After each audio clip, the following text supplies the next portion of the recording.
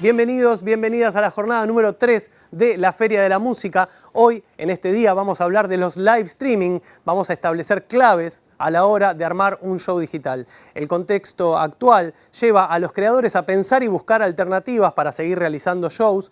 Algunos especialistas nos van a contar sus experiencias desde sus roles y nos comparten consejos útiles. Nos pueden encontrar en nuestras redes, en Instagram, en Facebook y en YouTube como La Feria de la Música. Bienvenidos, bienvenidas a este día 3.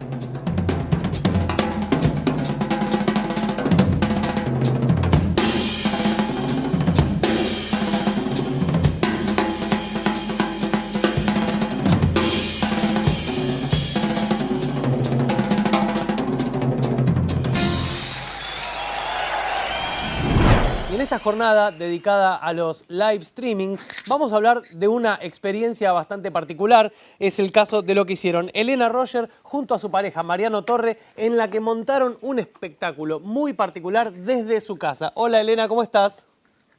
¿Cómo andás? Muy bien, muy bien. Muchas gracias por ser parte de esta Feria de la Música. Bueno, gracias a ustedes por convocarme. Contanos cómo viviste vos como protagonista y desde adentro esta experiencia que vos denominaste como un viaje a la luna. Sí, es una experiencia que no quería dejar de transitar porque es como parte de la vida, ¿viste? Estas cosas que no puedes dejar de hacer. Por más que después no se haga más streaming, por más que se abran los teatros, que de hecho creo que hoy tenemos esa buena noticia. Lo viví como esto que te digo, esta experiencia, y me pareció muy surrealista y muy maravilloso a la vez esto de poder estar en mi casa transmitiendo para cualquier persona del mundo que quisiera ver esto. Perdona, Elena, me parece que te está rozando el micrófono en tu chaqueta y eso nos hace un ruidito. Y no se escucha nada. Ahora no se escucha mucho mejor. Perdóname. Claro, perdóname vos. Ahí está. Ahí está, pero bueno, ¿Escuchás bien ahora? parte de este mundo vía streaming del que estamos hablando, me parece. Ah, sí, es terrible.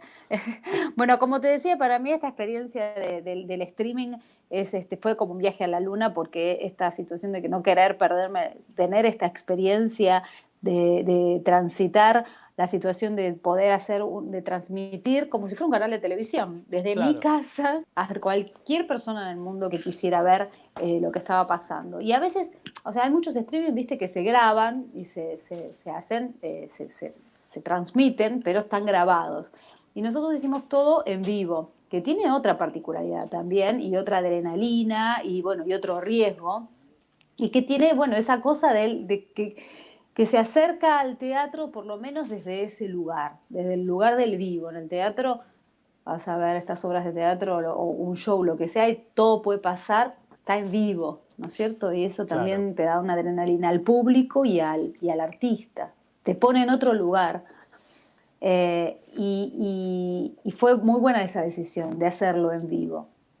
Una vez hicimos una grabación para probar unas cosas y era totalmente distinta la energía. Era una energía como, no sé, más tranquila, no pasaba nada, de alguna manera no pasaba nada, ¿no? Le faltaba power, le faltaba algo. Pero a la vez, ¿qué tenía? Porque algo debe haber, algo extra también debes haber encontrado. En eso de hacerlo, de grabarlo, y tenía esta situación de la tranquilidad, de Claro. que si algo no sale bien, lo puedes cortar, lo puedes rehacer, lo puedes editar. Nosotros, No sé, sabés si que se corta venimos... internet no pasa nada. Es cierto eso. Esas cosas. Es raro, ¿no?, que se corte internet en esta época, pero bueno, no, vamos a pasar a... No, no es raro. Vamos a dar vuelta a esa página. Vos sabés que, o sea, dentro de tu faceta como artista, vos tenés un componente muy fuerte en la técnica. ¿Cómo se prepara la técnica de un artista como vos para un evento de este tipo? A diferencia de lo que puede ser tal vez un show en un teatro, o bueno, o de lo que era la normalidad antigua, pongámosle. No, yo siento que es lo mismo. Es lo que te estoy comentando, esto del hecho de hacerlo en vivo, siento que hace que sea totalmente igual a tener que hacerlo en un teatro. Hasta te digo que hay mayor presión, porque queda grabado, queda. Claro. O sea, bueno, está bien, no queda on demand si vos no querés, pasó, pero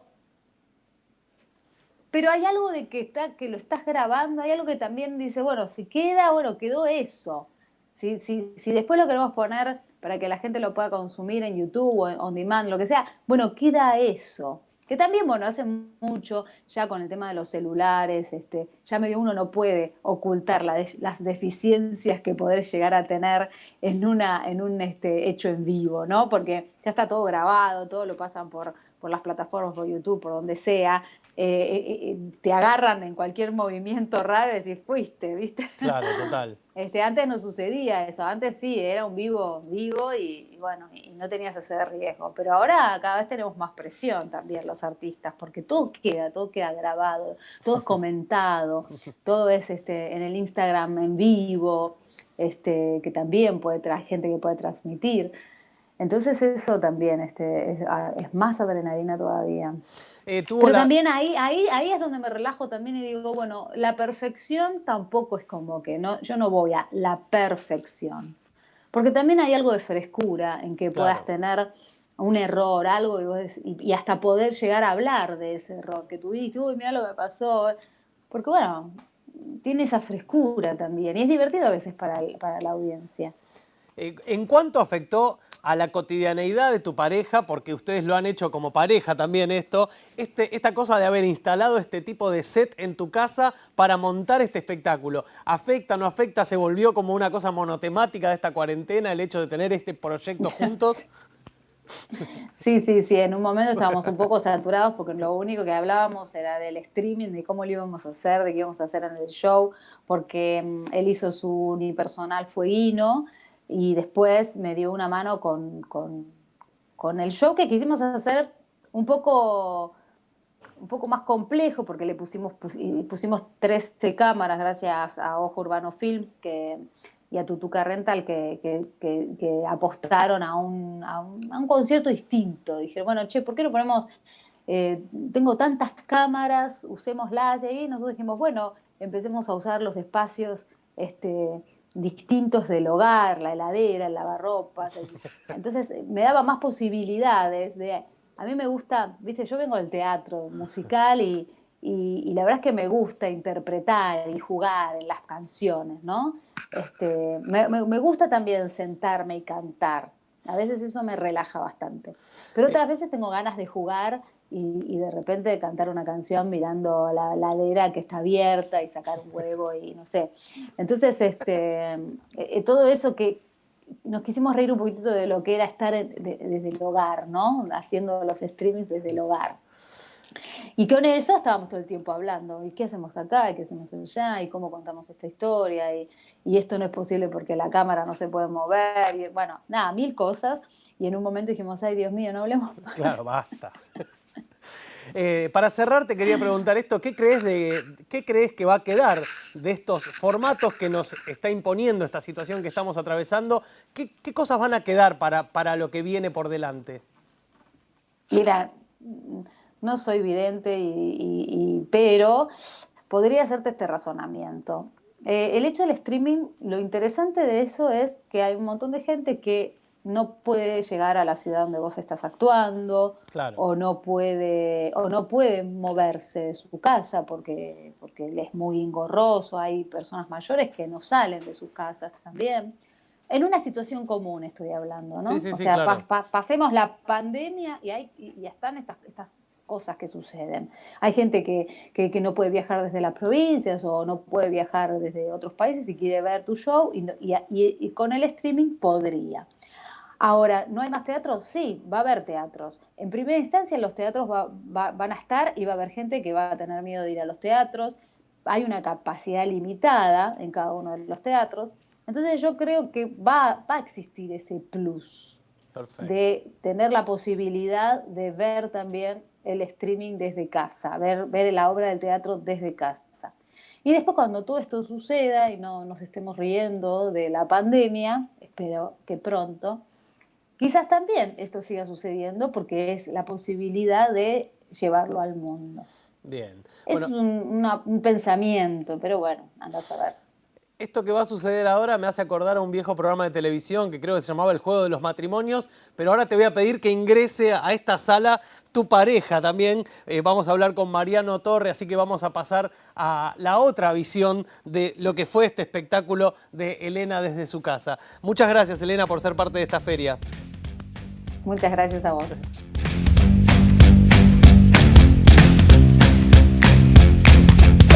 Y así es, ahora estamos con Mariano Torre, la otra parte de este espectáculo del que estábamos hablando con Elena recién. Mariano, ¿cómo estás? Bienvenido a la Feria de la Música. Muchas gracias por invitarme. Mariano, bueno, ¿cómo viviste vos primero este show que montaron en tu casa desde tu mirada? ¿Cómo fue para vos? Para mí está buenísimo. Yo ya venía trabajando el streaming en mi obra Fueguino, que es un unipersonal, que lo adapté para el formato streaming y en el cual comencé a investigar qué era esto del streaming, que no es simplemente filmar algo que ya está armado, sino es empezar a pensar cuáles son los condimentos propios de este nuevo género que aparece. En Fueguino lo hice, era un unipersonal y estaba yo solo con una sola cámara y yo hacía los diferentes encuadres y planos, dimensiones de planos, lo hacía yo solo acercándome y alejándome.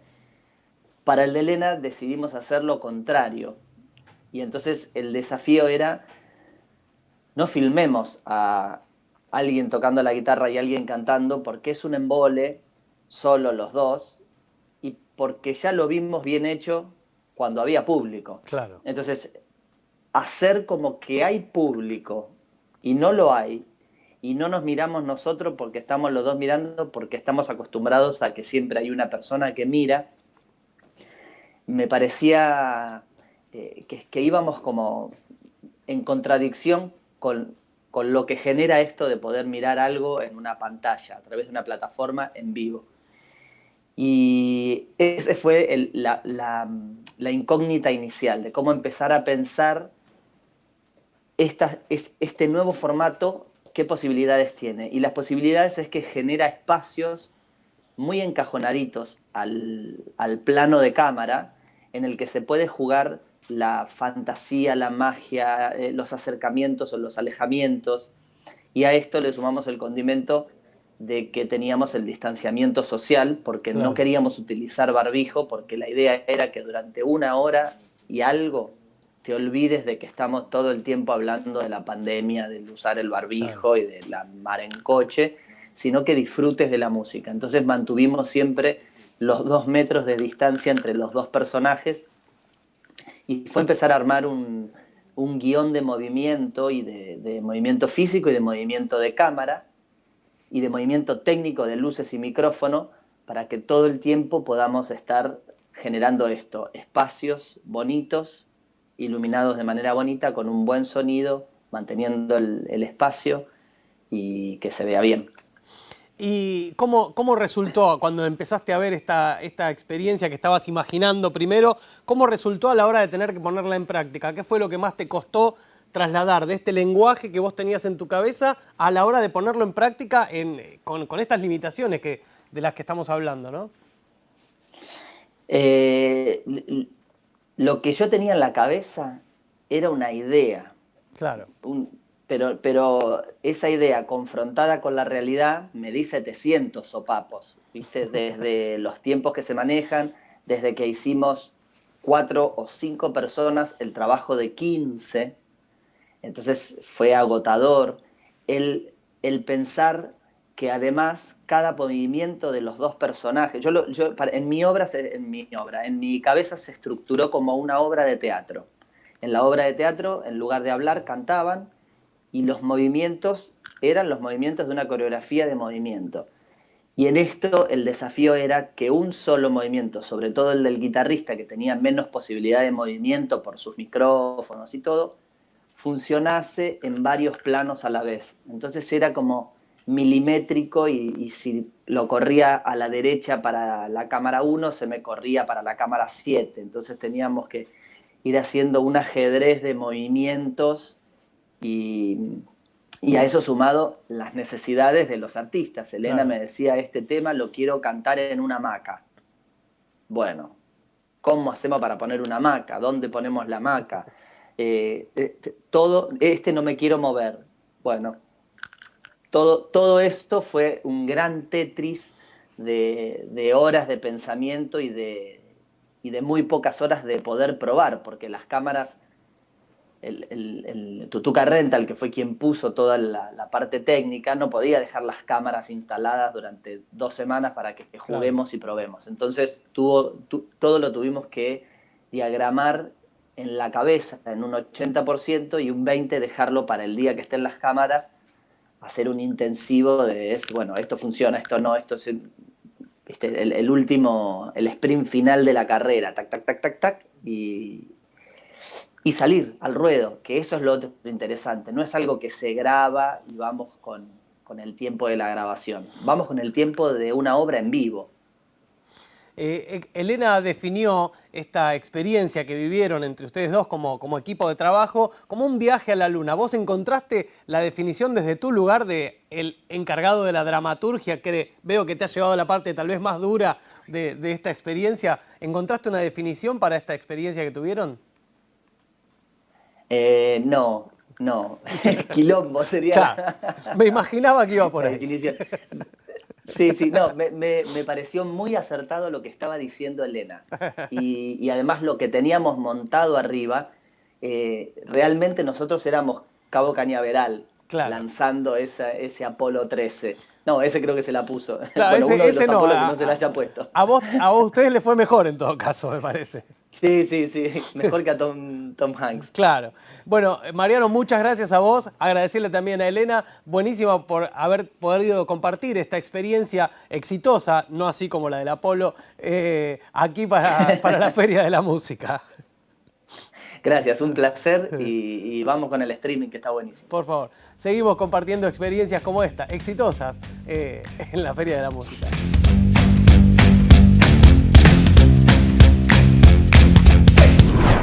Continuamos en esta tercera jornada de la Feria de la Música pensando las claves a la hora de armar un show digital, la estrella de esta época, el live streaming. Estamos con Ana Poluyán, manager también, miembro de ACMA, de la Asociación Civil de Managers Musicales Argentinos. Ana, ¿cómo estás? Y antes de, bueno, primero nos saludamos. ¿Qué hace, Máximo? ¿Cómo estás? ¿Todo bien? Y ya nos saludamos antes, digamos. Pero, ¿cómo es el escenario actual? ¿Cómo pensás vos, cómo lo vivís vos, este escenario en el que estamos hoy tratando de construir las bases para lograr esta reactivación paulatina de la industria de la música? Bueno, me parece que el streaming, sin lugar a dudas, es una herramienta que sirve fuerte para arrancar a reactivar todo. No es lo mismo que el mundo físico, no lo puede reemplazar, sobre todo siento que no puede reemplazar esas sensaciones de cuando el bajo te impacta acá en la panza, ¿no? O lo que es estar rodeado de gente, la parte que el público hace de un espectáculo, eso es irreemplazable. Pero creo que es una herramienta re válida, primero, para comunicar artistas con audiencias, o sea que es muy importante poder mantener esa comunicación, es un canal muy válido para eso.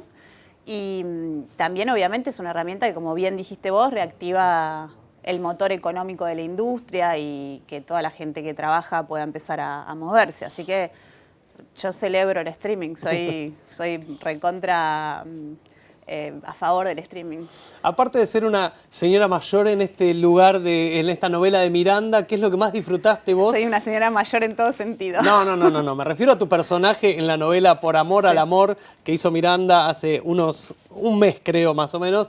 ¿Qué es lo que más disfrutaste de estos desafíos que impuso esta situación pandémica mundial que estamos atravesando? Bueno, para mí el tema de los streamings, como decía antes, tienen esas limitaciones de sensación que tienen que ser reemplazados por ideas, me parece, diferentes. Creo que ninguno de nosotros tiene más ganas de ver streamings de shows convencionales, y lo que yo pensé con mis artistas fue todos los streamings que hicimos, streamings distintos. En el caso de Miranda creo que es el caso culmine de lo distinto, porque armamos una ficción con música, con un formato de comedia musical, en una estética de telenovela de los años 90. Entonces pudimos meter 13 temas de Miranda, cantados, pero hilados por un hilo conductor que fue un guión que armó toda una historia. Y mi personaje era muy secundario, era como una de relleno que había ahí nada más por falta de presupuesto. Y tuvimos la dicha de trabajar con los Lecouna, que son como los popes de la telenovela. Claro. Yo los fui a buscar especialmente porque pensé en esta idea de ficción y pensé en una telenovela por cómo son también las letras de las canciones de Miranda, claro, ¿no? Y para enganchar un poco todo eso. ¿En qué novela pensaste? No, yo me acordaba de Amándote, El Infiel, todas esas novelas de los Lecouna. Arnaldo André, Una voz en el teléfono. Y tenía una idea fija, quería una escalera, ¿viste? Una escalera que bajara tipo de telenovela. Y la llamé a Celina Amadeo con esa idea, que le encantó, y por supuesto tuve la suerte de que el artista también le encantara la idea, y pudimos juntar un montón de astros, y para mí hacer una de las producciones originales por streaming más lindas que se vieron, y que creo que ahora van a tener ya una segunda pantalla, una segunda pasada ya en la televisión, porque son productos audiovisuales que creo que todos tienen una muy buena oportunidad de hacer una primera pasada con venta de tickets, como hicimos en esta vuelta, y creo que quedan tan buenos que es una pena que no se puedan ver más, así que estamos apostando a segundas pasadas en tele o en algunas plataformas on demand también, según el caso. Claro. En esta, digamos, otra de las superproducciones, digamos, en la que te embarcaste también tuvo que ver con Los Pericos, banda de la que sos manager también. Hiciste un Pericos and Friends, hicieron el asado ahora de Los Pericos. Me olvidé cómo fue el nombre. ¿Se llamó el asado? Asado con amigos. Asado con amigos, ahí está. Bueno, Pericos and Friends, asado con amigos. Es una banda amiguera, básicamente, Los Pericos. Es que bueno, pero es un poco eso. Pericos and Friends fue también una recontra experiencia. Fue el 1 de agosto, fue la apertura del Cosquín Rock, o sea, una semana antes para hacer la prueba de la plataforma. Lo vieron 125.000 personas en todo el mundo, era gratuito, obviamente. Y tuvimos la suerte de hacer Pericos desde la trastienda, pero a través de la pantalla y un clic, tener a los Molotov de México, tenerlo a Germán Dafuncho de Las Pelotas, tener a los Agarrate Catalina, toda la murga desde Montevideo. Vinieron presenciales Juli Gatas, Santi Motorizado y Mateo Sujatovich, que también me parece que fueron como 3 presencias espectaculares ya más en vivo ese día. Claro. Sufrimos hasta último momento a ver si entraban o no entraban por protocolo, si los teníamos que tener pregrabados por las limitaciones que tenía, sobre todo en ese momento, el streaming. Lula Bertoldi, Matamba, que es un reguero boliviano. Así que tuvimos, y espero no olvidarme de nadie, tuvimos gente de 8 invitados con Los Pericos tocando en sincro, algunos físicos, otros por pantalla, y fue una experiencia divina. Y ahora hicimos esta última semana un asado con amigos, que fue un aire libre, que me parece, ese lo pensé en base a todo lo que siento que añoramos todos, no iba a decir los argentinos, pero parece que todos, que es el encuentro con amigos, el asado, la música, ese tipo de cosas, la comida rica. Metimos gastronomía, metimos 4 escenarios al aire libre. En un predio, digamos, al aire libre, metimos 4 escenarios distintos. Uno tecno, todo con una iluminación tecno, uno más romántico, uno indoors. Fue una superproducción, pero salió increíble y estamos muy contentos con los resultados de cómo quedaron los productos y aparte de la cantidad de gente que los vio y cómo la gente apostó y fue y compró su entradita y vio el producto, que eso también es re importante, ¿no? Claro. Tu trabajo tiene que ver con artistas del mainstream, claramente, Miranda, Pericos, hablamos de 2 casos exitosos de bandas que ya tienen un éxito construido a través de los años. Pero te está viendo también gente, gente que tal vez trabaja en menor escala. ¿Cuáles son para vos las claves a la hora de pensar un show que tal vez no pueda tener este despliegue técnico necesario para estas producciones que vos decís, que si bien las bandas lo pueden hacer, porque tanto Miranda como Pericos tienen esa capacidad, ¿cuáles son las claves que para vos debería pensar un artista con menores recursos para un streaming también exitoso? No, yo creo que hay que pensar en ideas originales. O sea, después la producción o la realización es una parte, pero creo que las ideas originales, lo que hicimos al aire libre con Los Pericos, se puede hacer con una sola cámara y con un solo set de me van a retar los de Muestra Música, pero en vez de poner 4 sonidos, ponemos uno solo y lo vamos mudando de lugar en lugar, digo. O sea, me parece que hay que tratar de pensar ideas distintas creo mucho en el aire libre, me parece que es un poco también lo que la gente... Hay que pensar qué es lo que extrañamos todos, ¿no? O sea, añoramos aire libre, lo puedes hacer con un celular también, pero en vez de hacerlo con el POTUS, por favor, no hagan más streamings con un POTUS al lado, es lo único que pido. Viste que todos son en la casa con un POTUS o una Están palmerita. de los 90, eso Sí. también. Me parece que se pueden hacer muchos aire libres, que se puede hacer... juntar distintos artistas que sean emergentes y poder hacer una movida entre varios Claro. que además enriquece artísticamente, musicalmente. No sé, me parece genera que recursos también. hay que pensar ideas creativas independientemente del tema presupuestario.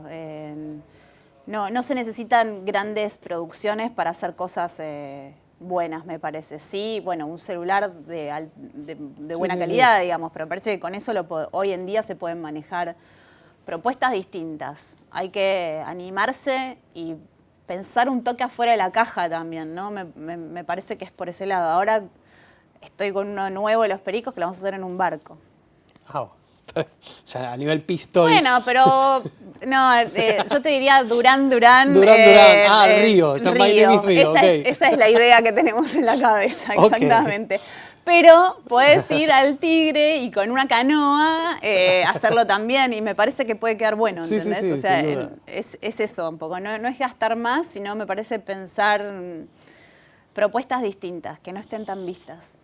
Buenísimo, Ana. Muchas gracias por compartir estas formas de pensar en productos que uno los ve y realmente los disfruta. Es buenísimo poder también transmitir estas formas de pensar ideas. Me parece que es lo más interesante de lo que vos estás expresando en esta pequeña exposición que acabas de hacer. Sí, está buenísimo pensar eso, pensar cosas diferentes, me parece que hay que apostarle para ese lado. Bueno, Ana Poluyán, entonces manager, también miembro de ACMA. Quienes quieran contactarse con ACMA lo pueden hacer a través de las redes de supuesto. Instagram, ahí pueden encontrar como Managers Argentinos. Exactamente. Y nosotros nos encuentran en @la Feria de la Música, tanto para Instagram como para Facebook, como también para YouTube. Nosotros seguimos en esta tercera jornada pensando claves a la hora de armar un show digital.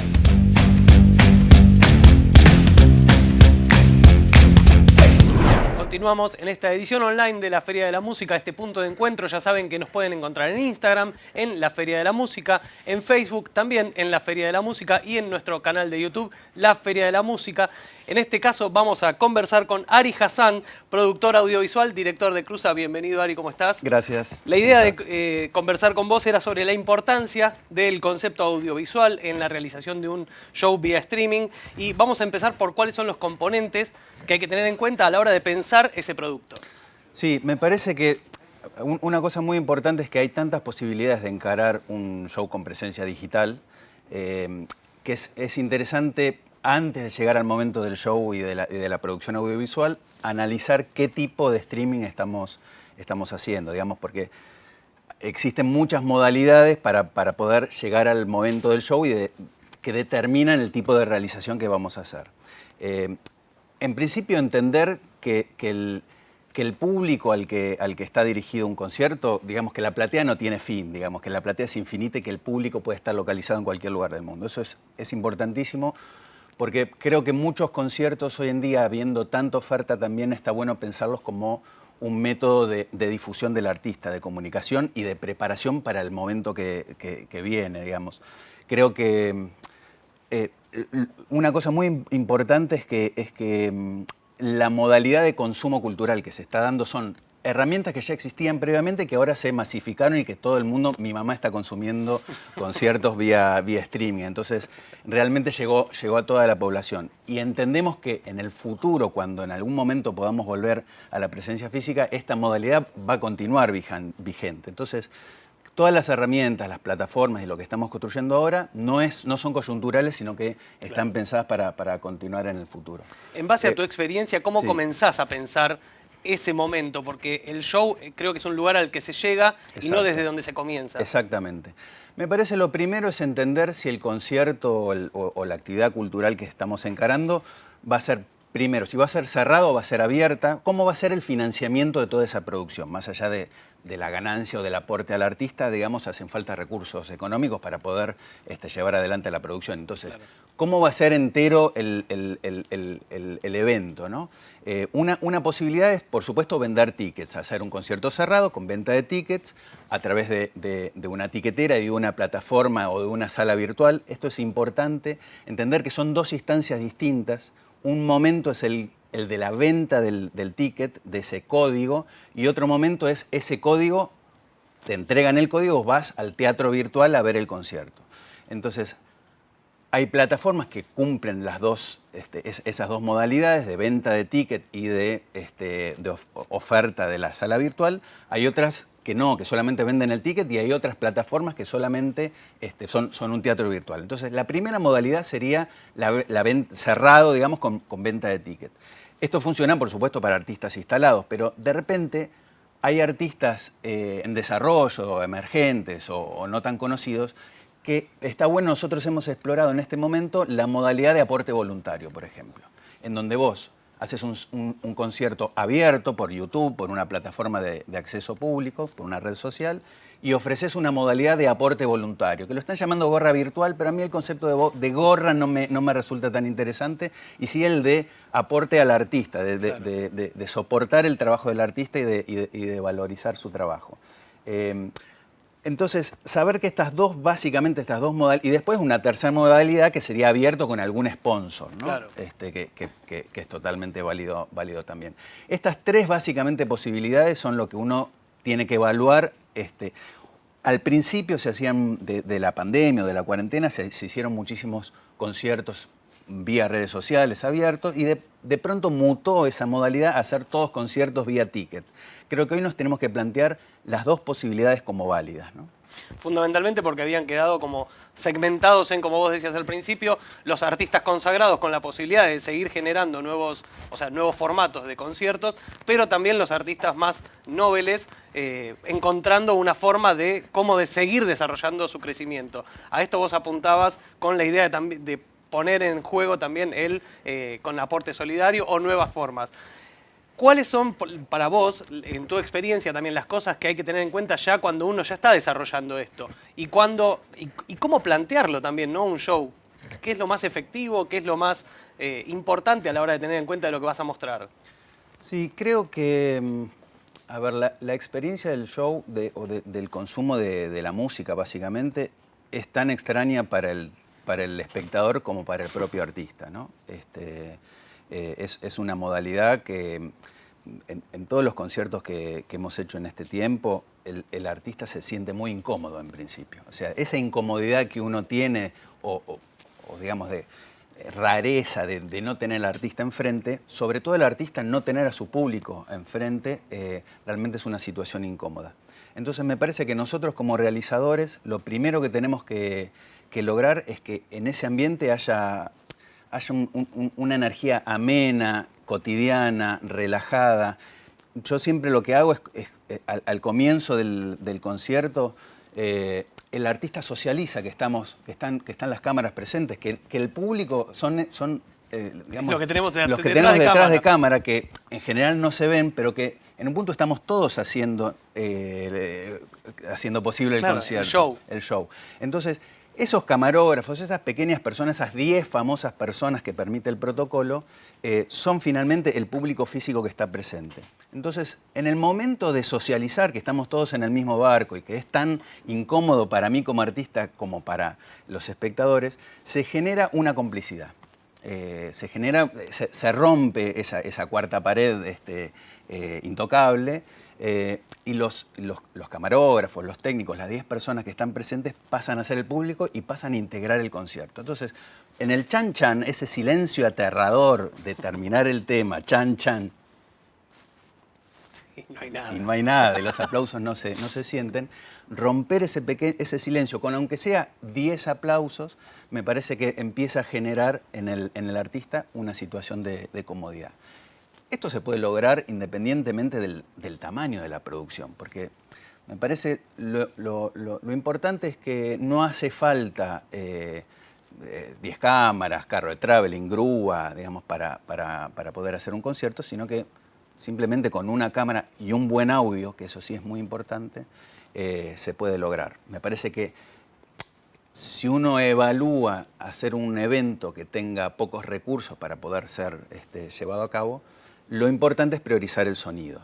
Claro. Vivimos mucho, todos ustedes han visto en este tiempo muchos streamings con un celular, pero que suenan muy mal. Todas las experiencias en Instagram de los artistas que trataban de hacer como podían sus conciertos, en un momento nos saturamos de escuchar mal las cosas, ¿no? Entonces me parece que es importante. También nos dimos cuenta que los artistas no tienen elementos en sus casas, claro, o sea, uno espera que un dentista tenga un torno a mano, digamos. Por ahí no en la casa. O por ahí no en la casa, un mecánico tenga las herramientas. Pero los músicos en general no tienen elementos técnicos o no saben del todo configurarlos. No estábamos preparados para de repente por corte entrar en esta modalidad. Entonces creo que es muy importante priorizar el sonido, tener al menos una placa de sonido conectada a ese celular, y simplemente creo que con un celular y una placa de sonido para que ese audio sea agradable, a partir de ahí en adelante podemos generar algo interesante, ¿no?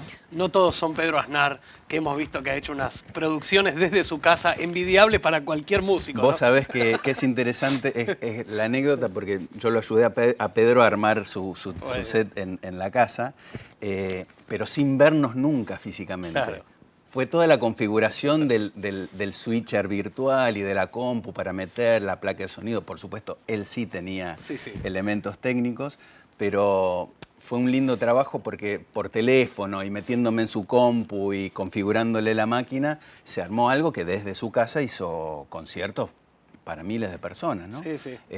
Primero él hizo, bueno, fíjate vos este ejemplo de Pedro, él arrancó en una modalidad gratuita de acceso público a través de YouTube y Facebook. Eso hizo que se instalara esa modalidad, ese encuentro habitual todas las semanas con Pedro, y de pronto pasó a una modalidad paga. Y fue un súper éxito, ¿no? Lo sigue haciendo conciertos muy multitudinarios, incluso más masivos de los conciertos físicos que habitualmente hacía.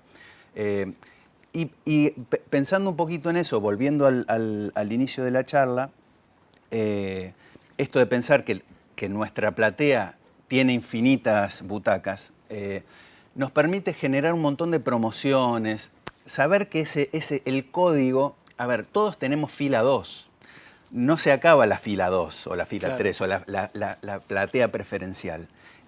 Entonces, hay un montón de cosas para pensar, para incluir, por ejemplo, a los promotores locales, que son muy importantes en la cadena de generación de espectáculos en la modalidad física. El promotor que tenés en Río Negro, que te maneja toda la Patagonia, el otro que tenés en el litoral, tu promotor que tenés en Praga para todos los países de Europa del Este, en España. ¿Cómo se los incluye? Entonces, creo que la misma modalidad de trabajo con un porcentaje de la venta de los tickets físicos se puede lograr también con los tickets virtuales. Se pueden hacer, hay que incluirlos, a eso voy, ¿no? Uno puede, cuando uno genera los códigos, determinar cada código a qué territorio va. Entonces, cuando uno ve la taquilla al final del concierto y vos ves la cantidad de entradas de la gente que entró, uno puede entender de qué países o qué regiones vinieron. Y de esa manera poder, digamos, pagarle el porcentaje al promotor local, incluirlo en esta cadena, porque siempre ha sido un elemento muy importante que ahora quedó de lado, ¿no? Claramente. Muchas gracias, Ari, por compartir estas experiencias. Igual hoy es una jornada donde vamos a seguir hablando de todo esto. Así que muchas gracias y seguimos aquí en estos contenidos que vamos a disfrutar en la Feria de la Música.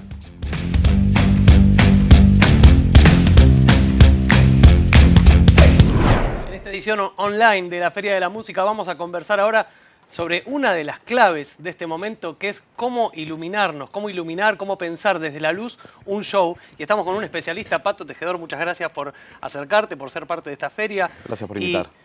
Y, en principio, ¿cómo crees que se debe empezar a pensar un show desde el lugar de la luz? Yo creo que tenemos que empezar, digamos, hay un ejercicio de cambiar el punto de vista desde donde nosotros trabajamos, iluminadoras, iluminadores, que es entender que ya no contamos con público, que esa mirada que nosotros construíamos a través de ese relato de la luz, que nos poníamos como público, cambió y que es a través de las cámaras hoy. Y que entonces hay un ejercicio de aprender el lenguaje lumínico de la televisión, de los videoclips y demás, que es mucho más complejo y es muy diferente a lo que es un show en vivo. Nosotros en un show en vivo contamos con dinámicas de intensidades, de oscuridades, que hoy con la cámara es diferente porque lo tenemos que pensar diferente. Yo ya no me siento más en la platea a ver cómo se ve la puesta o a ver cómo ilumino, sino que me siento en una mesa atrás de un monitor. Entonces empezamos a ver cosas que antes no veíamos. Fondo figura, cómo iluminar los fondos, cómo iluminar las caras, cómo darle contraste para que no se vea plano.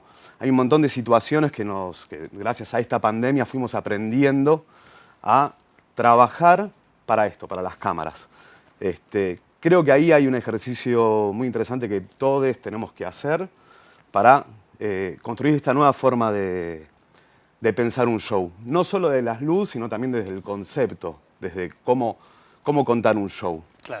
cómo es el relato de ese show. Lo que te comentaba antes era,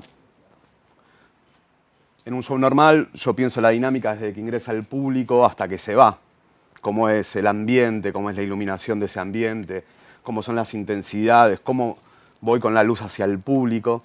Y ahora todo está, digamos, obturado por una cámara, por una lente. Entonces, estudiar de cámaras, estudiar de lentes, entender qué es el diafragma, qué es el obturador, digamos, como un montón de situaciones que nos hacen a nosotros poner en una nueva posición de pensar, no quedarnos congelados ante la pandemia, sino activar y repensar. ¿Cuáles fueron esas experiencias que a vos te sirvieron o te ayudaron? O en realidad, ¿qué cosas que viviste en esas experiencias que te ayudaron a pensar esto que me estás diciendo ahora? Bueno, experiencias como charlábamos, hubo varias. La primera que fue para mí muy, muy importante fue la de Juana Molina, que presentábamos Frigatrisca y Decafobia, que era el show que se denominaba, digamos, con ese nombre porque era la fobia los viernes 13 y lo íbamos a hacer solo los viernes 13. El jueves 12 de marzo el Gobierno Nacional dictamina que se suspenden los espectáculos masivos. Nosotros al otro día teníamos el show y fue como que esa misma noche del jueves 12 decidimos, sin saber todo esto de los streamings, todo esto que se venía obviamente, decidimos hacer el mismo espectáculo con el mismo concepto, pero en otra locación que era la casa de Juana, llevando equipos provisoriamente, montando la escenografía.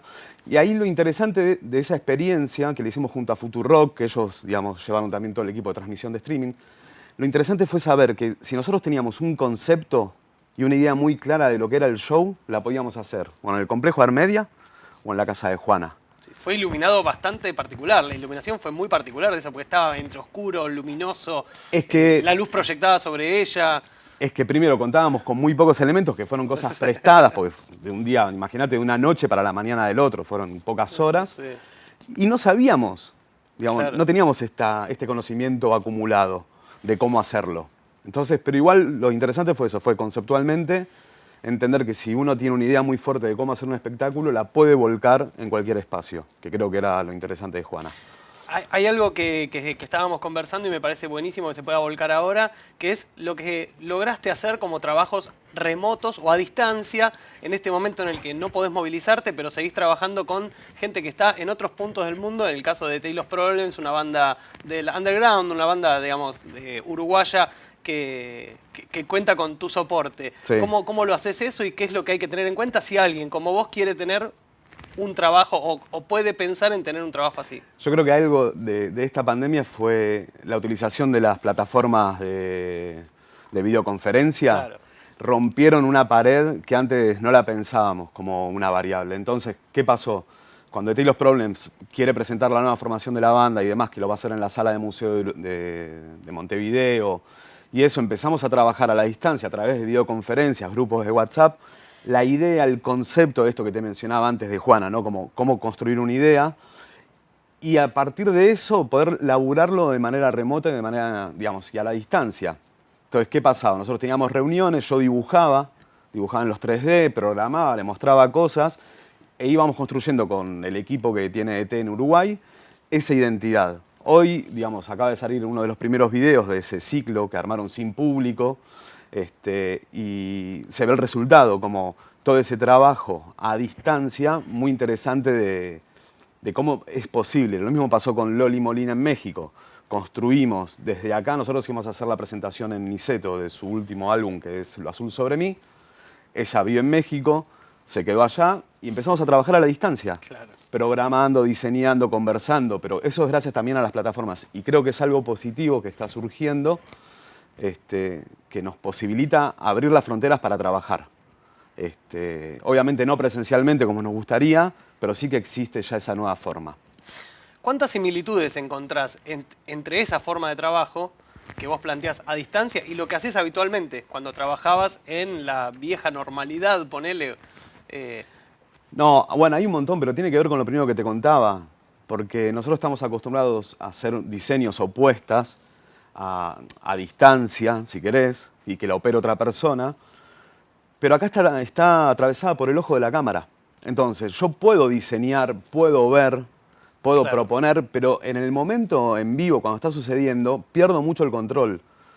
Entonces, es interesante también cómo nuestra profesión como iluminadores y puestistas se tiene que ampliar también a conversar con realizadores audiovisuales, con directores de fotografía, claro. Como nuestro mundo se está empezando a abrir a ese conocimiento. De hecho, la experiencia que yo te comentaba también en el CCK, que venimos haciendo un ciclo de conciertos de música académica y música popular, donde yo estoy encargado un poco con todo el equipo de la fotografía y de la iluminación. Eso lo empecé con un director de fotografía, que es Javier Julián, que es un gran director de fotografía, con el cual aprendí en una jornada un montón de cosas. Y entonces empezar a mirar, con ojos nuevos, también es muy interesante y nutritivo. Lo que te comentaba de las experiencias del Centro Cultural es, yo le pongo mucho más ojo a la sala, claro, al espacio, que al escenario. ¿Por qué? Porque estamos haciendo planos invertidos, porque estamos mostrando la sala vacía como concepto. Entonces me parece interesante también empezar a ver esas cosas.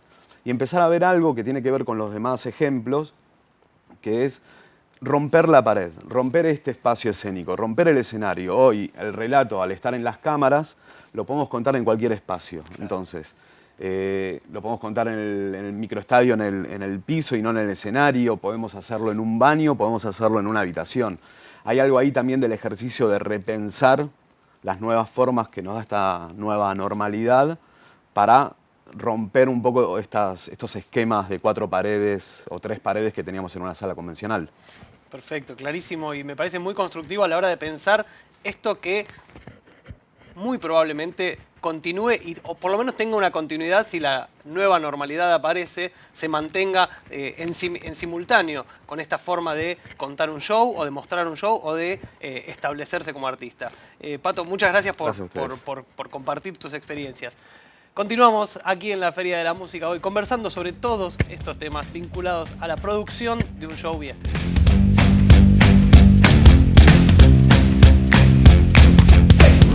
Continuamos en este lugar de encuentro que es la Feria de la Música, esta edición online 2020 que estamos haciendo. Recuerden que si nos quieren encontrar lo pueden hacer en @laFeriaDeLaMúsica en Instagram, también en Facebook como La Feria de la Música y lo mismo para el canal de YouTube. Ahora vamos a hablar de una de las claves también de este momento que estamos viviendo, que es el audio vía streaming. Estamos con Néstor Stazioni y Cana San Martín para hablar de audio profesional para los shows vía streaming. Bienvenidos, muchas gracias por ser parte de la Feria de la Música. Gracias por invitarme. Primero, a la hora de pensar un show, el audio en realidad de un show, ¿cuáles son las claves que ustedes consideran fundamentales para un show? Tanto puede ser tal vez casero, puede ser algo en la casa o un show profesional también. ¿Cuál es ese abanico que se recorre desde el audio para un show vía streaming? Bueno, bien, considerando que el streaming de shows no nació con la pandemia, claro, siempre hubo streamings en vivo, diferido, lo que fuese, tal vez en materia de audio no se le dio la importancia que merecía, y ahora con la pandemia pasó a ser el elemento fuerte. Con la experiencia del vivo que arrastramos de tantos años, trasladamos ese know-how, digamos, esos conocimientos y protocolos de audio al streaming. nosotros defendemos la cadena de audio en su totalidad, desde el comienzo, micrófono, consola, etcétera, hasta el embebedor, el que va a levantar el material al streaming, y entregamos el material en digital. Nosotros nos manejamos así como si fuese un show en vivo o con un PA. Sea protocolo Dante, Soundgrid, el que fuese, tratamos de respetar toda esa cadena. No estar bajando analógico, volver a subir, para poder tener mayor control tanto de la transmisión en sí como de los valores de transmisión y de niveles, ¿no? Para transmitir justamente.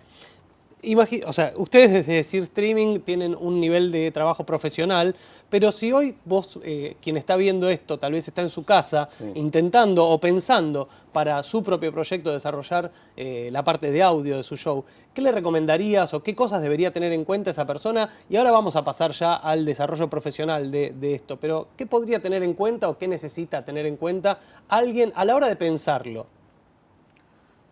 Eso, manejar la mayor calidad posible y si puede, si trabaja con consolas digitales, ya no volver a análogo. De la consola digital ir directo al embebedor. Hay protocolos económicos para poderlo hacer. Y sí respetar los niveles de transmisión, que es fundamental. ¿Cuáles son esos niveles de transmisión? Bueno, eso son más indicados. Esto del por qué respetar lo que sale de consola y por qué no pasar al dominio analógico nuevamente, donde antes nos pasaba en algún espectáculo que salíamos de una consola hermosa 96K y íbamos después a una junta mono con 2 cables RCA. Derecho. A ver, quienes comprenden esto del otro lado, no solo que se deben estar riendo, sino que también se deben estar rasgando las vestiduras un poquito, pero a ver, ¿qué sucede con el cuidado que nosotros buscamos en esto? No solamente es importante para nosotros mantener el color, ¿sí?, de lo que está haciendo el técnico, operador, quien fuere que está del otro lado de los faders, sino a su vez en esto que estamos hablando de los niveles. Hay muchas plataformas que cuando el material luego queda subido, recibe una penalización si hay determinados niveles de sonoridad y a su vez también si los niveles de pico exceden determinado nivel. Nosotros manteniendo los protocolos digitales podemos asegurarnos de que si nuestro nivel True Peak es menos 1,1, por ejemplo, se va a mantener desde que el operador terminó la mezcla hasta que el embebedor recibió esa información. Lo mismo que si estos valores en LUFS, que es una cosa que está utilizando, es una medición de loudness que se utiliza en la actualidad, poder, si nosotros lo estamos censando, asegurarnos de que en la transmisión y en determinadas plataformas que penalizan niveles altos, esto no suceda. Claro. Ustedes están desarrollando también una opción, yo creo ya más una profesionalización o una nueva opción también para quienes ya han desarrollado tal vez los streamings, que tiene que ver con el audio inmersivo, con lo que se conoce también como audio 8D, o no sé si también bien o mal llamado 360, esa idea de estar con un sonido envolvente alrededor de tu cabeza. Primero, ¿cómo lo describirías vos, el sonido envolvente o esta sensación que genera esto que están desarrollando? Bueno, a ver, ya respecto a la estereofonía que convive con nosotros hace casi 100 años, hemos podido disponer en el espacio determinadas cosas. Lo que siempre nos limitamos fue a un izquierda, centro, derecha, cosas que pueden suceder. Con el correr de los años, las técnicas de microfonía permitieron que con un arreglo de micrófonos, con 2 micrófonos, poder dar la sensación de que algo tiene profundidad, algo eventualmente podía venir de abajo, de izquierda, de derecha, pero uno luego de la microfonía ya no tiene dominio de eso. Hoy estamos en condiciones de poder panear en el espacio las cosas como queremos, no solamente trabajar a nuestro alrededor, sino también trabajar alturas. Claro. Y estas tecnologías son fácilmente adaptables a las tecnologías convencionales, donde quiero poner a un cantante, lo puedo tener al centro, lo puedo llevar un poco más atrás, lo puedo poner arriba, lo puedo panear ahora. Y quien tenga un par de auriculares hoy puede percibir eso, ¿sí? De la misma forma que, si bien es un poco más complejo, también se puede hacer en parlantes. Entiendo que lograste un desarrollo de una herramienta propia que están trabajando ustedes, en constante desarrollo, me imagino, pero que te permite hacer eso, trasladar eso a un show en vivo. O sea, vos a un espectáculo que podés estar viendo vía streaming, podés ofrecerle la posibilidad de que ese espectáculo también tenga estas características que vos acabás de describir. ¿Cómo se logra? ¿En qué fase estás con ese desarrollo? ¿Y cómo se pudo aplicar a shows en vivo?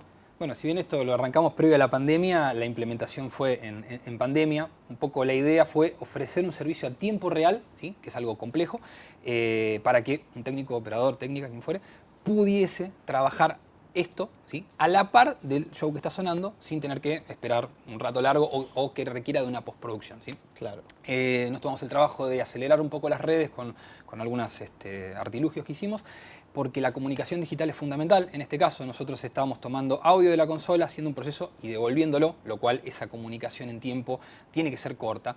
Luego, el ancho de banda es fundamental, entonces trabajamos a la frecuencia de muestreo que suelen trabajar los streaming, que son 48 kHz, pese a que para nosotros es mucho más funcional una frecuencia de muestreo mucho más alta para tener mayor resolución en el Fourier. Disculpen si son palabras medio raras, pero dentro de ese desarrollo nosotros lo que hicimos fue un oversampling interno, mucha capacidad de cómputo y luego, ¿sí?, con un panoramizador convencional de espacio, pero a una frecuencia de muestreo mucho más alta conseguimos una gran resolución, luego lo bajamos a una resolución apta para esto, utilizamos algunas curvas convencionales de OpenAL y demás, pero lo que voy es, teniendo la posibilidad de tener las respuestas al impulso y poder simular la fusión de transferencia de la cabeza, también nos metimos en la parte de las bajas frecuencias, hicimos algunos toqueteos y esto nos permitió que quien escucha con auriculares pueda tener toda esta sensación de espacio prácticamente a tiempo real, pero también quien lo escucha en parlantes no pierda la posibilidad de tener un estéreo enriquecido, una forma de escucha donde las diferencias de fase no le generen algo desagradable.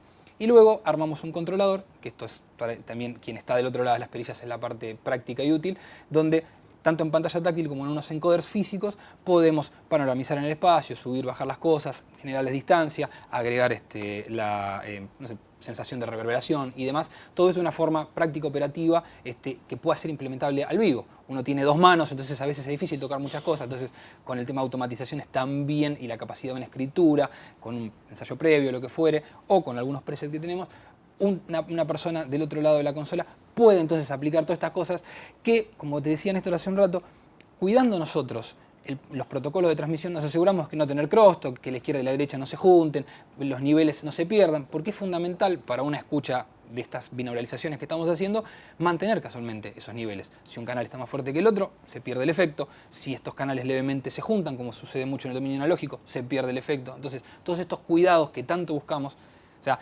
no son solamente por una cuestión de nuestra obsesión, ¿no?, por la calidad, sino que también es necesaria para este tipo de tecnologías. Incluso resaltar la compatibilidad con el estéreo, pues no todo el mundo escucha el streaming Claro. con auriculares. Uno compra un ticket y de repente lo ve la familia. Es muy raro que tengan 4 dispositivos con auriculares. Sí, sí, sí. Entonces hemos hecho bastantes pruebas y la compatibilidad con parlantes es muy buena. O sea, es un estéreo como poderoso, ¿no?, expandido. Si yo soy un productor o si yo soy un manager, si yo soy un artista que tiene ganas de pensar subir un escalón o pensar un nuevo escenario para lo que yo quiero proponer vía streaming, o sea, la idea de poder pensar un show 360, un show con sonido envolvente, me permitiría poder desarrollar esto a una cosa más popular y general y no encerrarse en lo que se necesita un auricular, no encerrarse en ese tipo de necesidades técnicas que hacen tal vez más cerrado la propuesta. Y la posibilidad de hacer esto en vivo me parece que es algo muy novedoso y a la vez bastante interesante para estos momentos. Un valor agregado, sí. Bueno, Totalmente. muchísimas gracias por compartir esta experiencia y a la vez por desarrollar también un nuevo lenguaje dentro de lo que es el sonido en vivo, que me parece que la pandemia ha puesto en un escenario bastante protagonista. Y esta idea que están desarrollando creo que suma muchísimo para la propuesta artística. No es solo palabras raras, como dijiste vos, para quien no lo entienda. Un poco la idea de estos desarrollos es que las producciones ya empiecen a concebir Claro. El espacio, ¿sí?, como un nuevo recurso, que ya estén pensando en disponer las cosas en el espacio, que la audiencia tenga, como te dice Néstor, ese valor agregado. No solo en lo visual, ¿no? Hoy Claro. con cámaras podés situar a los músicos tal vez de distinta manera, bueno, acompañarlo también con una propuesta sonora que es artística, es un alto porcentaje artístico, no solo técnico, de decidir operador y artista por dónde va a ir la espacialización o coincidente con imagen o con lo que fuese. ¿Sí? Da para jugar, interesante. Muchas gracias, Néstor, gracias, Cana. Continuamos nosotros entonces aquí con esto que es la jornada en la que hablamos sobre el streaming en la Feria de la Música.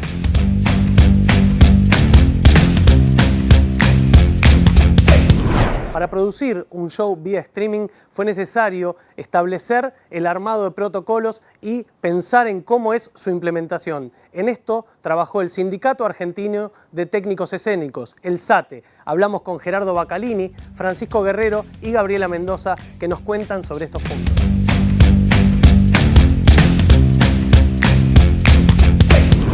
Mi nombre es Gerardo Bacalini, soy secretario general del SATE, Sindicato Argentino de Técnicos Escénicos. Me acompañan Francisco Guerrero y Gabriela Mendoza, y es un honor para nosotros y para nuestro sindicato poder estar presentes y compartir este momento junto a todos. La llegada de la pandemia, el aislamiento social preventivo y obligatorio dispuesto por el Gobierno Nacional y la paralización total de nuestro sector hizo que todas las partes de la actividad conformemos una mesa con el objetivo de elaborar un protocolo para comenzar nuestro regreso a la actividad. Así fuimos convocados a participar de una mesa muy amplia junto a las organizaciones de trabajadores y cámaras empresariales más representativas. Se comenzó a trabajar en un protocolo de prevención que esté referido a actividades sin público, como el streaming, los ensayos, las grabaciones, como así también a actividades de enseñanza, como las clases de música y los ensambles, y que permita a los trabajadores de todas las áreas y especialidades, a los docentes, a los músicos, desarrollar sus tareas de manera segura. En paralelo al trabajo de la mesa sectorial, desde el sindicato se convocó a la participación de las bases, a todos nuestros afiliados, para que se expresen y trasladen sus aportes a esta gran mesa de trabajo.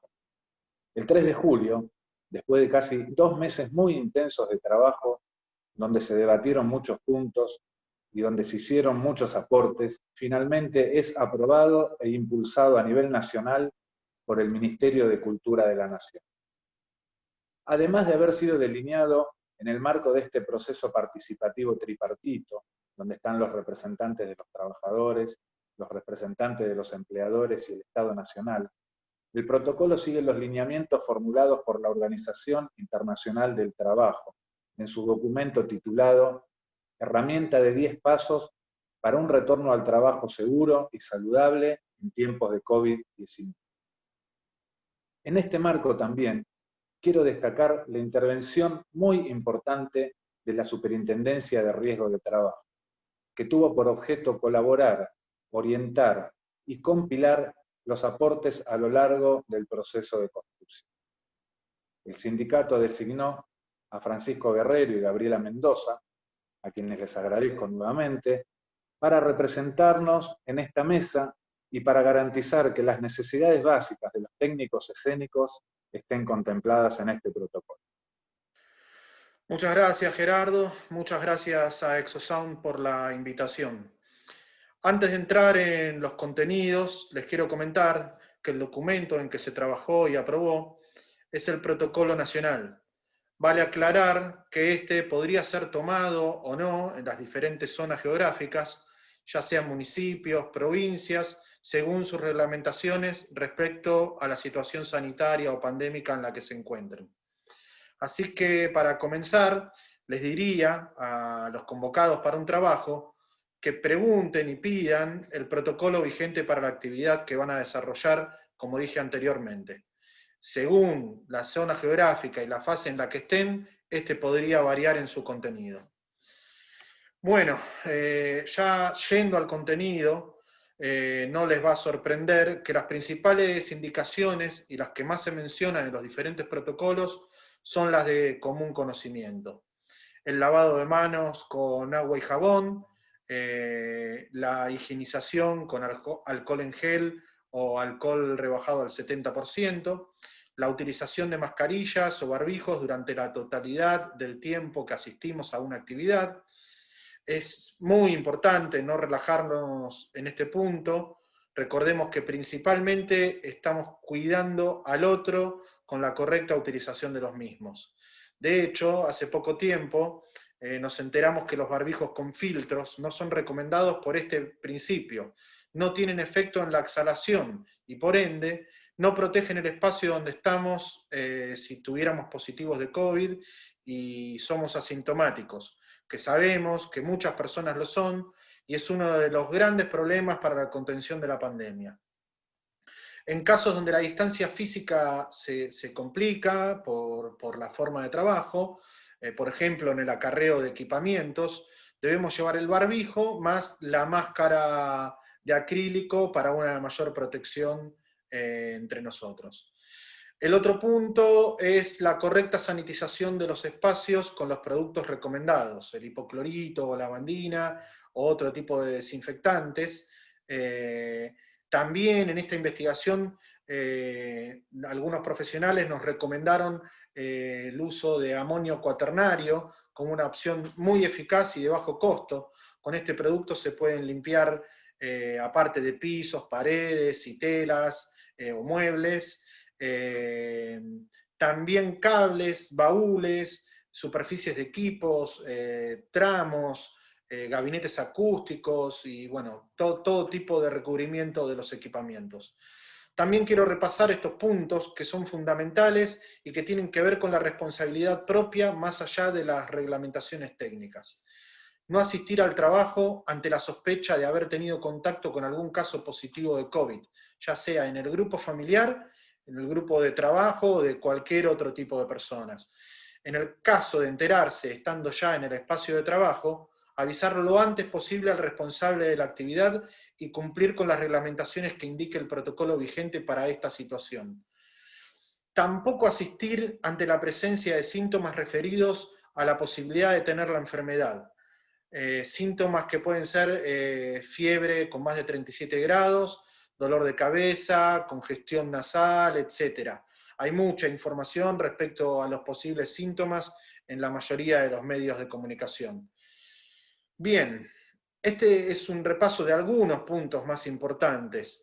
Ahora me gustaría comentarles que en algunos trabajos realizados, nuestros compañeros y las personas que asistieron nos dieron estas recomendaciones que observaron respecto al cumplimiento del protocolo. El más común fue la incorrecta utilización del barbijo. Es algo que vemos muy seguido, lamentablemente, en muchos ámbitos. El otro punto fue el de la sanitización del espacio, y un punto muy importante, que la mayoría de los protocolos también lo menciona, es el control de la aplicación del mismo. Como verán, en cada uno de estos casos son puntos que se podrían mejorar con mayor responsabilidad de los participantes de la actividad en general. Son puntos que en su mayoría no tienen un costo alguno extra. Con esto quiero decirles que es muy importante el cuidado que comienza en nosotros mismos para tener un ámbito de trabajo más seguro. Ahora Gabriela les va a comentar sobre la sanitización y limpieza de algunos de los elementos de trabajo. Bueno, buenas tardes. Mi nombre es Gabriela Mendoza. Gracias a Exosound por la convocatoria. Gracias a SATE también por la convocatoria para formar parte de esta mesa de trabajo, junto a mi compañero Cisco. Cuando nosotros empezamos a trabajar en el protocolo, nos encontramos con una problemática que al utilizar los químicos que usamos para desinfectar las superficies, como la lavandina, o para desinfectar nuestras manos, el alcohol etílico, no eran compatibles para limpiar o desinfectar nuestros equipos de trabajo. Lo cual empezamos a buscar con qué químicos podíamos llegar a desinfectar sin dañar o acortar la vida útil de nuestros equipos.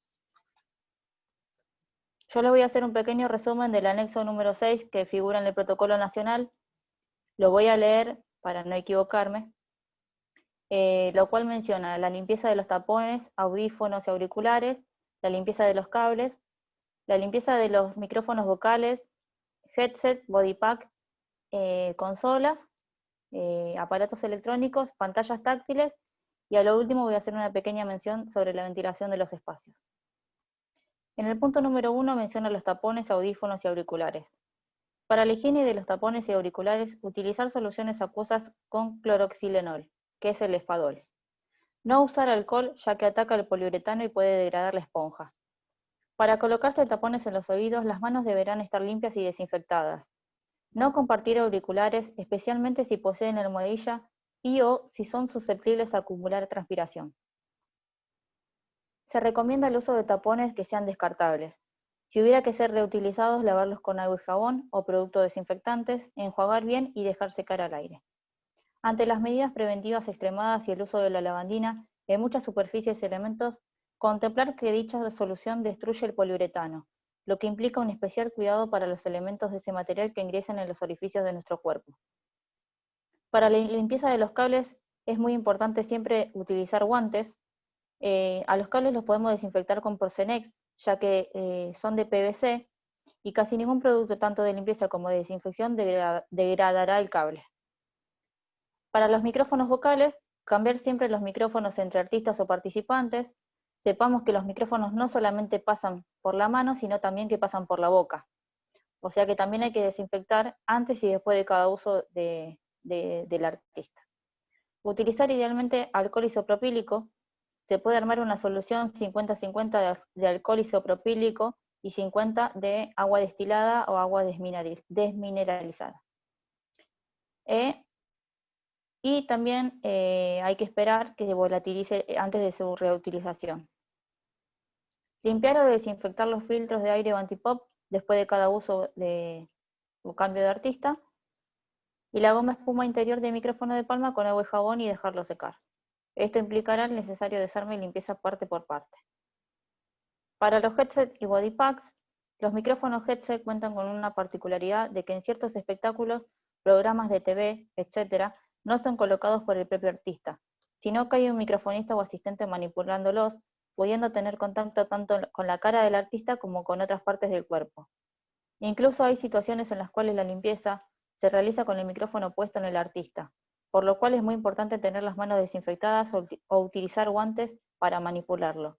En el caso que haya sido desinfectado en el momento, dejar evaporar bien el alcohol, ya que podemos intoxicar al artista. Al destapar con aire comprimido es fundamental no apuntar a la cara del artista y quitar la vincha, al quitar la vincha, hacerlo fuera del rostro.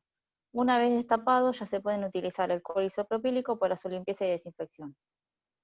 De igual forma, desinfectar los body pack con paños húmedos en soluciones desinfectantes sin correr el riesgo de que el líquido ingrese al dispositivo. Respecto a las membranas, no deberían ser objeto de desinfección inmediato debido a la dificultad de contacto con las personas en su manipulación, pero sí es necesario hacerlo inmediatamente si el headset se compartirá luego con otro artista. Para las consolas y aparatos electrónicos, la limpieza y desinfección, utilizar idealmente alcohol isopropílico, en su defecto utilizar un aerosol desinfectante con contenido de polifenoles en pequeñas cantidades, no utilizar paños con lavandina ya que ataca el aluminio.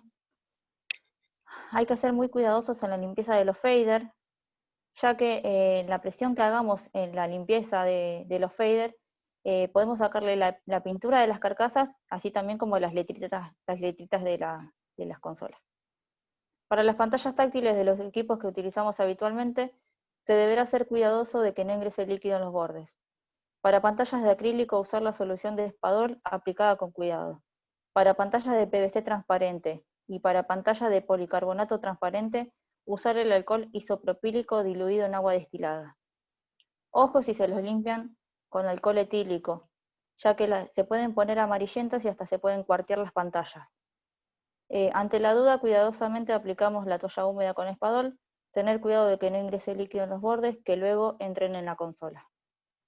Si aún no se ha retirado la protección que viene de fábrica de la pantalla, esta habitualmente es de polietileno o de polipropileno, materiales a los que el alcohol no daña, sin embargo los bordes tal vez puedan despegarse y tienden a acumular suciedad en el pegamento.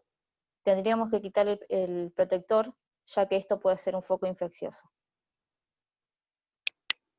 Tengamos en cuenta cuando desinfectamos que los productos quedan en el ambiente, por eso es fundamental que ventilemos bien, no solamente por los químicos que estamos utilizando para la desinfección, sino también por el virus. Voy a hacer una pequeña mención sobre la ventilación. Para los ambientes cerrados es conveniente ventilar con regularidad para permitir el recambio de aire. Se recomienda asegurar el recambio de aire mediante la apertura de puertas y ventanas que produzcan circulación cruzada del aire. En el caso de uso de equipos de aire acondicionado, asegurar la limpieza, desinfección y control periódico de los mismos, de los filtros. En nombre del sindicato, queremos agradecer nuevamente a Francisco, a Gabriela, por el trabajo realizado y por el tiempo dedicado. Y un agradecimiento muy especial a la Feria de la Música, a Exosound, por convocarnos y tenernos siempre en cuenta.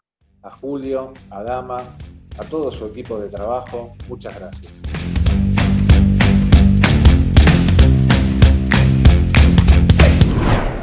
Y en este tercer día de la Feria de la Música seguimos buscando las claves a la hora de armar un show digital. Hoy vamos a las plataformas de los live streaming y distintas alternativas. Primero los voy a presentar a cada uno. Tenemos a Matías Loizaga de Área Ticket, tenemos a Rodrigo Lavecchia también de Nube Cultural y tenemos a Vicky Cornejo de Cruza. Bienvenidos, muchas gracias por participar. Gracias por la invitación. Primero quería pedirles que cada uno pueda introducir, contar cuáles son las características, empezando por vos, Matías, si te parece, de Área Digital.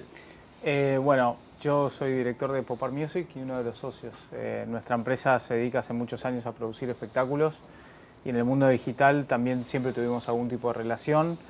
Cuando comenzó esta pandemia, muy al principio, ya te diría abril, mayo, empezamos a encarar esto como algo del mediano y largo plazo. Siempre nos gustó el tema del streaming y la digitalización de contenidos, pero más como una necesidad que te venían a pedir los sponsors que como un negocio en sí mismo. En ese contexto apareció Quilmes con una propuesta de hacer el Festival Quilmes Rock, pero en otro formato. Y en muy poco tiempo, en menos de un mes, tuvimos que producir un festival, si se quiere, el primer festival virtual, por lo menos que yo vi acá en la región. Lo hicimos el 9 de mayo, con una experiencia así, una prueba de fuego, de muchísimos conectados en el mismo tiempo y la logística que significa producir todas las bandas y todos los shows que hacíamos. A partir de ahí que empezaron, obvio que Ticketoy y las plataformas de streaming que ya existían en ese entonces ahí explotaron y en nuestra experiencia teníamos mucha relación con YouTube por ser un canal de distribución de contenidos digitales que nosotros somos discográfica, parte de editorial. Pero bueno, el desafío era empezar a monetizar esos contenidos digitales. Hicimos un estudio y nos pusimos a investigar un poco todas las soluciones que había en el mercado y lanzamos esta plataforma que se llama ariaticket.tv como una solución para distintas necesidades que teníamos como compañía y también pensando en la relación con sponsors, o sea, no solamente al consumidor final, sino también a aliados y también a los lugares que nosotros manejamos. Como empresa también manejamos la Trastienda y el Teatro Sony y ambos teatros estaban buscando una solución también para poder streamear contenidos, venderlo a través del teatro en sí mismo o a través de distintas soluciones. Y bueno, esta solución para nosotros satisfacía un poco todas estas necesidades y de alguna manera también creo que dimos un paso hacia hacerlo más amigable y más simple a la venta de contenidos. Nuestra plataforma, quizás a diferencia de otras, no es solo una tiquetera. De hecho, la parte de ticketing es lo más simple y rápido. Nos integramos a Mercado Pago y a Stripe para fuera de Argentina. Y la compra es muy simple si tenés un usuario de Mercado Pago. Y bueno, y también lo pensamos a largo plazo, o sea, una vez que se acabe este contexto obligado de streamear y de monetizar a través de streaming, tenerlo como una solución que se le puede sumar a cualquier evento, ¿no? Ya sea con personas físicas. Y así para terminar, ya lo estamos haciendo, o sea, mezclando lo que es el vivo y las personas tangibles. Estamos haciendo un ciclo de drive-in, de autoeventos, digamos, que empieza ahora esta semana. Esto se transmite en noviembre, pero lo estrenamos el 22 de octubre y son 8 shows hasta el 1 de noviembre que se van a ver, que los puedes ir a ver físicamente y también los puedes ver por streaming comprando una entrada en streaming. Ahora me gustaría entrar, después de las presentaciones de los otros integrantes de este panel, pero me gustaría entrar en esa primera experiencia que fue para vos, o sea, cómo vivieron ustedes como productora también, ese primer festival vía streaming que fue aquel Quilmes Show, que creo que todos recordamos porque era la primera gran experiencia de algún festival que esperábamos y no lo tuvimos, o lo tuvimos de otra forma. Claro. Pero vamos a Nube Cultural. Rodrigo, ¿de qué se trata Nube? ¿Cómo lo describís? Bueno, Nube Cultural es un centro cultural virtual. Así Bien. es como nos definimos. Nosotros nacimos, cuento un poquito la historia primero, el núcleo duro, el núcleo iniciador de este proyecto, somos jugadores de la cultura desde el lado de los servicios técnicos.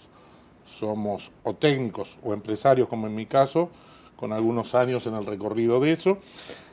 y complementamos el emprendimiento con gente administradora de salas, programadores de contenido y las otras ramas técnicas que no teníamos. Nacimos con la intención justamente de nuestro leitmotiv, nuestro aspiracional es el del Centro Cultural, un espacio un poco más transversal a la cultura, menos foco en lo comercial, sin que sea el objetivo que todos los jugadores de la cultura, que naturalmente monetizamos nuestro trabajo en este territorio, no lo hagamos, pero, no sé, Nube Cultural tiene una sección de artes visuales, por ejemplo. Entonces hay una galería de cuadros o de fotografía, y son como en un centro cultural real, de acceso libre y gratuito. Tenemos contenido on demand también de acceso gratuito. Hay una intención de curaduría, hay una intención de ordenamiento del contenido. Nube Cultural nace con secciones, tenemos música, tenemos artes visuales, artes escénicas, hay contenido para chicos. Hay una sección que están haciendo ahora de cursos y talleres. El objetivo fue, bueno, que todos y cada uno de los jugadores de este universo tuviéramos el lugar de hacer eso. Y ser un poco el agente que junta las partes. Está el artista que no sabe qué hacer, de muchas disciplinas, que no sabe qué hacer en este nuevo... él sabe qué hacer. No, igual no es el artista nomás, es el artista, el técnico, es el lugar. Estamos empezando a cerrar, este es un proyecto que teníamos y ahora se está empezando a poner en marcha, que es diferente tipo de lugares. Entonces, por ejemplo, apareció Virasoro. Virasoro es un club de jazz pequeño que tenía una movida habitual en donde el jazz sucedía. Hablamos de un lugar que vende 50 tickets. Claro. En el mundo real. Hicimos el primero y vendió 80.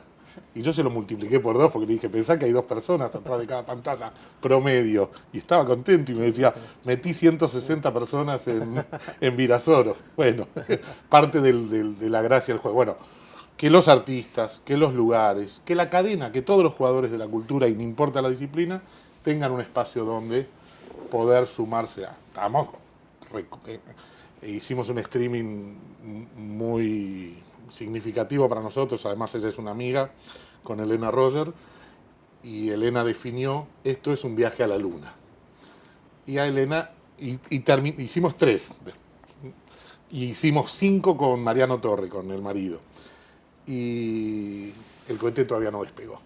Este es el punto. Estamos prendiendo motores, probando, haciendo lanzamientos de prueba, el juego, el ejercicio, el recorrido, me parece que empieza. Bien lo decías, se trata de algo que va a perdurar en el tiempo, que probablemente acompañe y que potencie los espectáculos reales. Todos queremos eventos reales, público presencial, poder ver qué pasa. El proyecto venía nacido de antes, claro. También por eso la velocidad para nosotros. Estábamos en un proyecto que tenía que ver con producir contenido y que tuviera una salida online. En esto de cómo vienen los tiempos, bueno, de una idea que se estaba cocinando, salimos a lo que hay hoy. Y ahí estamos, recorriendo el camino, buscando el cómo.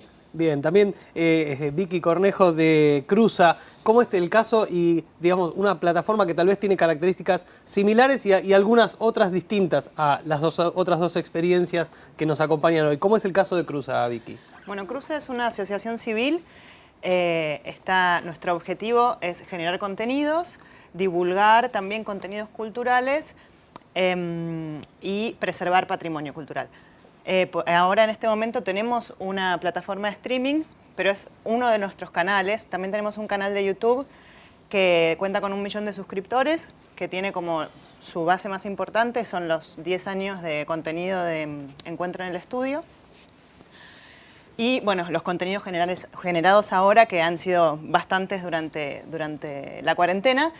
Pero bueno, son distintos canales que acompañan un proyecto general que es más de divulgación de contenido y de promoción de nuestros artistas y también de intercambio internacional en el que buscamos relacionarnos con distintas instituciones alrededor del mundo para promover nuestros artistas en otras culturas y también generar un círculo virtuoso en el que otras culturas también se puedan expresar desde nuestros canales para compartir y para compartir audiencia y contenidos, ¿no? Claro.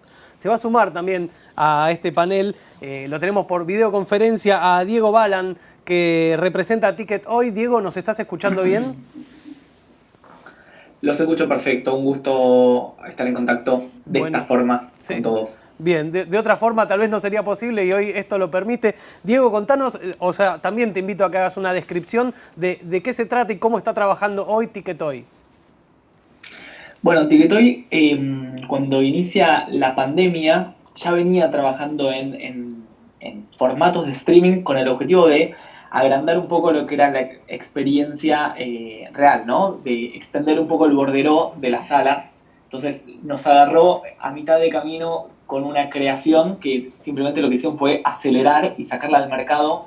Por eso salimos muy rápidamente. Ya en marzo mismo salimos a ofrecer a la industria cultural argentina, a managers, artistas, a productores, la solución de poder seguir haciendo sus eventos, pero bueno, con el cobro de la entrada y en streaming.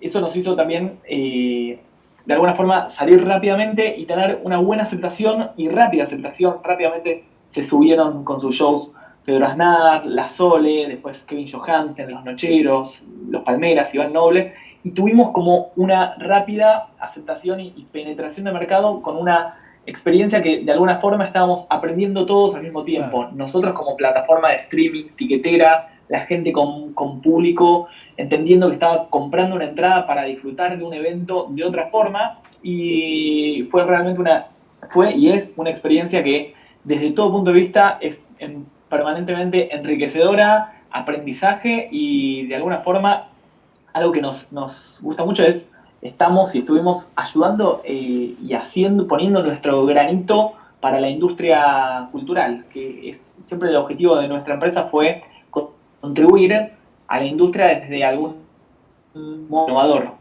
Ahora cuento por qué. Nosotros como empresa siempre somos una empresa de tecnología que aparte de nuestra marca Ticket Hoy, le estuvimos y le brindamos tecnología a distintos actores, a tiqueteras, a productoras, a venues, a centros culturales, para que ellos mismos puedan tener sus propias herramientas de venta y de difusión y de transmisión de eventos. Entonces, nuestra marca Ticket Hoy es una marca más con la que pisamos fuerte, pero al mismo tiempo nuestra huella tiene que ver con la tecnología al servicio de la industria. Aprovecho esta último que decía Diego para dejar esta pregunta y tal vez podés empezar respondiendo vos, Diego. ¿Cuáles son esos principales desafíos que vos te encontraste a la hora de tener que adaptar el modelo de trabajo que ustedes tenían a esta nueva situación? Tal vez podés responder vos primero y después continuamos con la conversación acá en el panel. Perfecto. Los desafíos fueron, por un lado, de alguna forma cambiar la cultura y la experiencia desde el artista que entendía y que estaba haciendo un show donde no sentía el calor del público más allá de chats con emoticones y con comentarios al lado del reproductor, ¿no?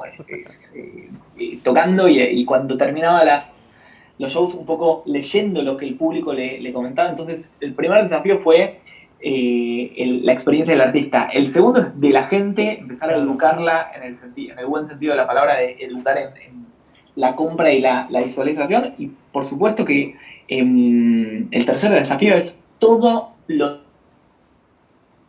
de streaming.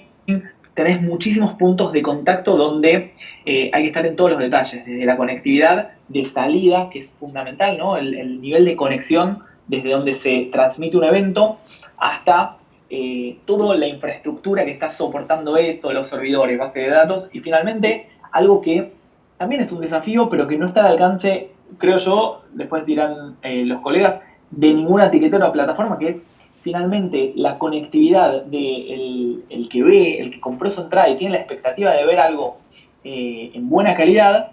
Hay un punto que la conectividad del que está viendo influye también en la experiencia final, pero no hay nada que uno pueda hacer, porque si finalmente le transmitís, por decirlo de alguna forma, en Full HD y la persona tiene una conectividad baja, finalmente lo va a ver o en baja calidad o se le va a cortar, y de alguna forma es una expectativa que también hay que cumplir y educar también la importancia de hacer pruebas de visualización del espectador. Eso es decir, los desafíos. Total.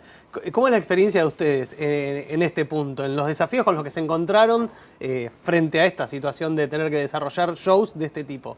Me gusta el resumen de Diego porque atraviesa todo. Claro. En mi experiencia personal chiquita para la anécdota, porque habló de los artistas, habló del espectador, habló de la tecnología, yo, más allá de mis negocios, siempre operé sonido.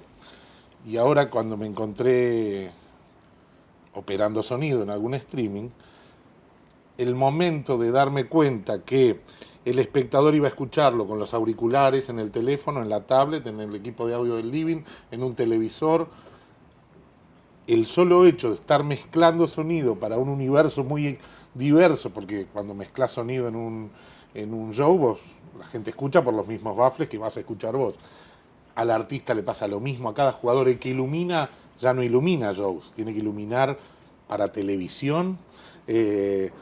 Como cada jugador de todo esto, que no somos de televisión naturalmente, claro, no somos de cine. Alguno dijo en algún evento, esto es cine en vivo, que no existe el cine en vivo. Porque la televisión es prioritaria, la televisión es para alguno, el cine puede ser más independiente. Hoy cualquiera, le pongo comillas, pero casi cualquiera podemos hacer un streaming. Para empezar, podemos hacer un YouTube Live, cualquiera que tenga un teléfono con una cámara y 4G con su compañía puede hacerlo, es un streaming. Hoy y puede ser contar un chiste, cantar una canción. Bueno, tecnológicamente eso se arma, pero como el modelo es tan abarcativo, nos toca a todos nos pone en este desafío. El desafío es todo, es transversal a todo. En cómo el artista, cómo el técnico, cómo el productor. Los productores no entienden cómo vender entradas, no entienden cómo publicitarla.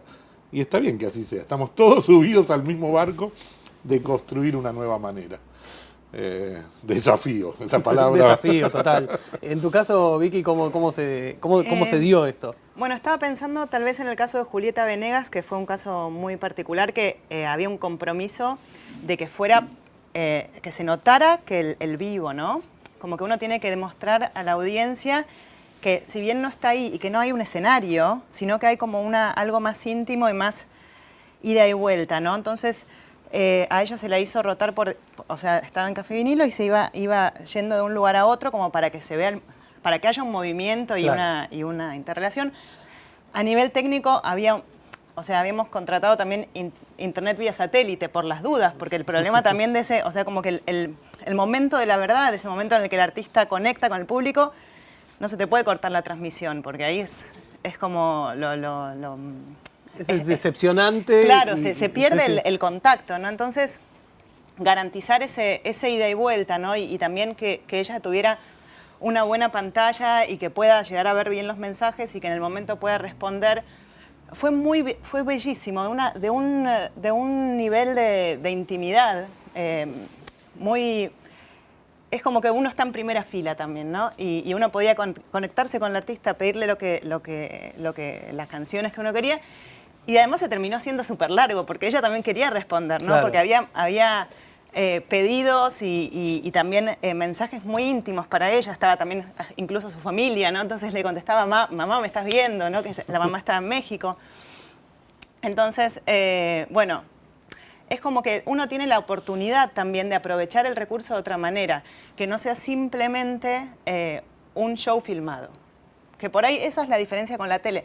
Nosotros tenemos bastante experiencia en tele, porque claro, veníamos de encuentro en el estudio. Encuentro en el estudio, claro. Entonces, es como un poco hacer que eso se integre al público, ¿no?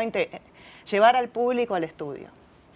Y me parece que es una buena posibilidad de que puedas describir, Matías, también qué pasó en esa experiencia que tuvieron ustedes, como un desafío en sí, directamente ya, de plantear un festival que uno ya sabe cómo es la característica de ese festival, llevarlo a una plataforma. No, lo encaramos desde el inicio de las charlas y conversaciones como algo totalmente distinto, ¿no? Y volviendo a tu pregunta inicial del desafío, el primer desafío creo nosotros como empresarios era entender que esta experiencia es totalmente distinta a lo que es un show, lo que era un show tradicional, ¿no?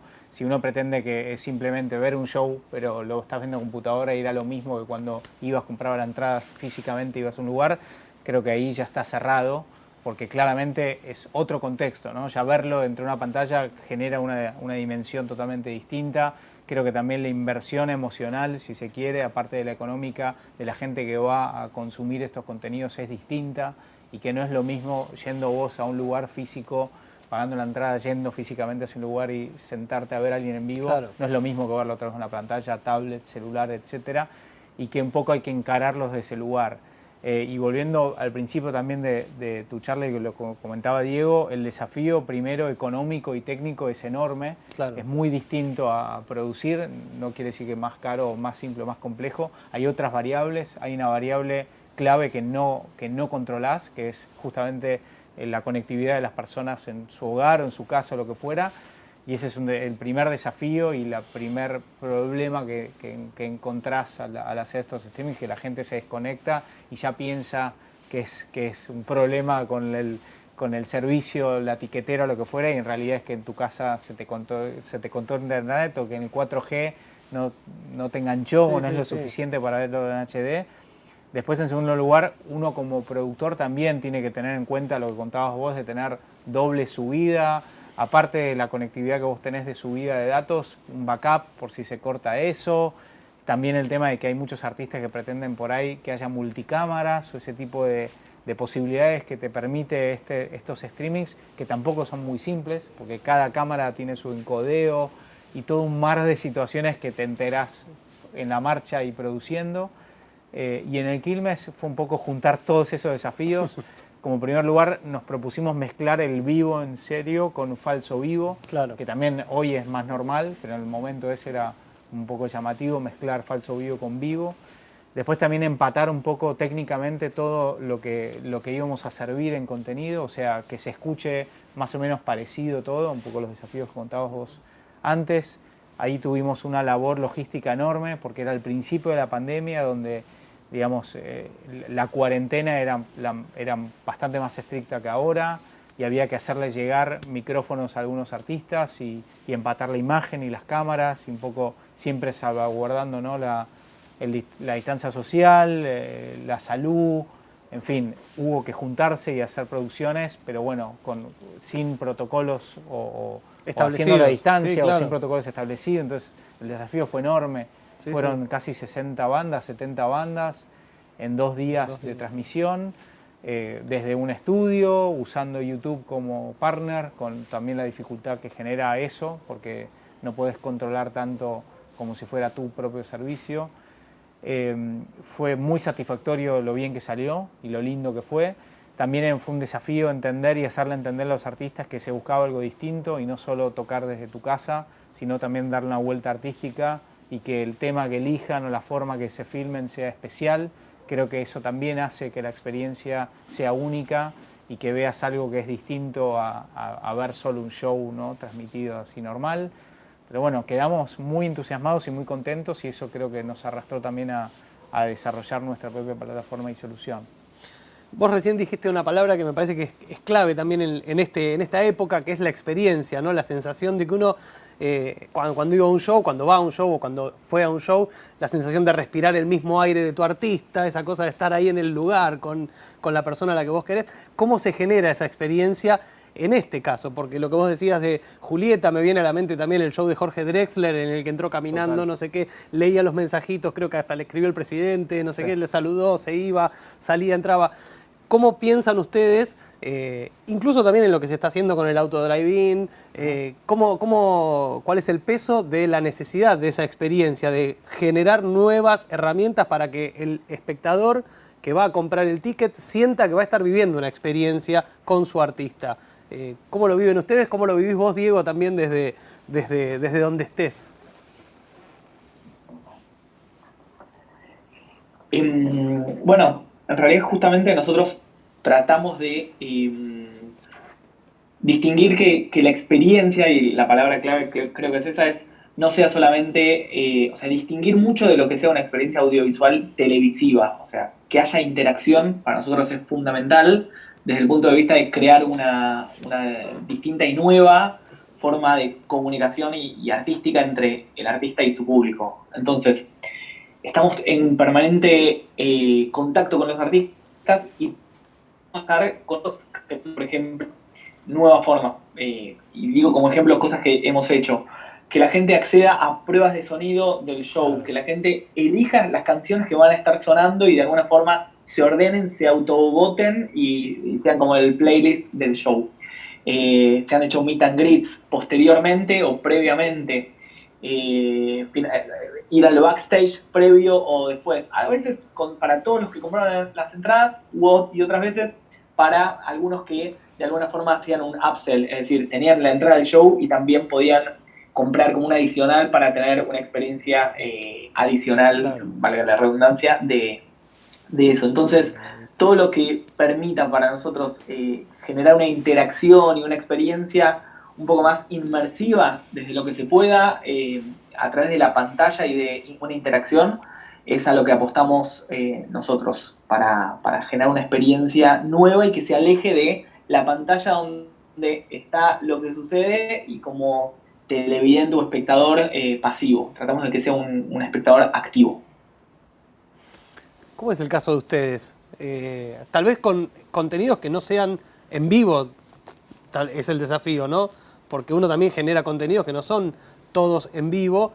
¿Cómo es el caso? ¿Cómo lo piensan o cómo creen que hay que pensarlo? Mira, creo, voy a usar como ejemplo el vivo, pero entiendo que en el falso vivo o en el on demand pasa algo parecido. Es muy interesante, todavía no tengo una respuesta, pero sí sé que al artista le pasa lo que le pasa cuando presenta un show ante su público y al público le pasa lo que le pasa cuando ve un show de su artista. Y eso es que en esto del desafío y poniéndole acento a la experiencia es lo interesante, es donde este aspiracional de que suceda, en nuestro caso, que la cadena del que hace algo y el que lo recibe se construya, claro, tiene sentido. El público agradece. La ovación final es lo que pasa en el chat cuando termina el show. Y yo suelo agarrar la computadora e imponérselas adelante al artista, que a veces queda acostumbrado, el que lo hace por primera vez. No tuvo el aplauso. Resuelven bien el silencio entre tema y tema. Algunos aplaudimos en el estudio, otros el artista dice algo porque de pronto no hay para que aplaudan. Hemos hecho streaming con mucha producción y con poca. Elena usó 12 cámaras, algunos usan 4 o 5, digo, como un modelo más tradicional, pero a veces hay mucha gente, a veces hay poca. De todos modos, lo que le pasa al artista, y yo digo, esa tensión del vivo, el saber que te están viendo, lo que sucede, lo que pasa en producir arte y mostrárselo a otros en vivo o en la producción, porque el nervio de grabar algo, la preocupación por cómo se está generando ese contenido, y al espectador cuando lo ve, que manda un mail y agradece, que está nervioso porque no puede entrar, ayudamos, que todos estamos haciendo eso, ¿no? Claro. Todos estamos soportando. Hoy la atención al cliente es clave. Hoy cómo llevamos de la mano a la persona que no sabe por dónde entrar al espacio donde es el show. Hay que llevarlo de la mano y decirle, por acá, pone ahí. Ya empezó, ¿dónde lo veo? Ponen en el chat. Y están ahí. ¿No? Aguantá, se empieza. Que es lindo. Hoy la palabra que me sale todo el tiempo es transversal. Además, la experiencia se hace transversal ahora a un adolescente que ve lo que quiere, a un adulto mediano que ve lo que quiere, a alguien muy mayor que ve lo que quiere. Y todos, para ver eso que quieren, tienen que atravesar este tipo de tecnología.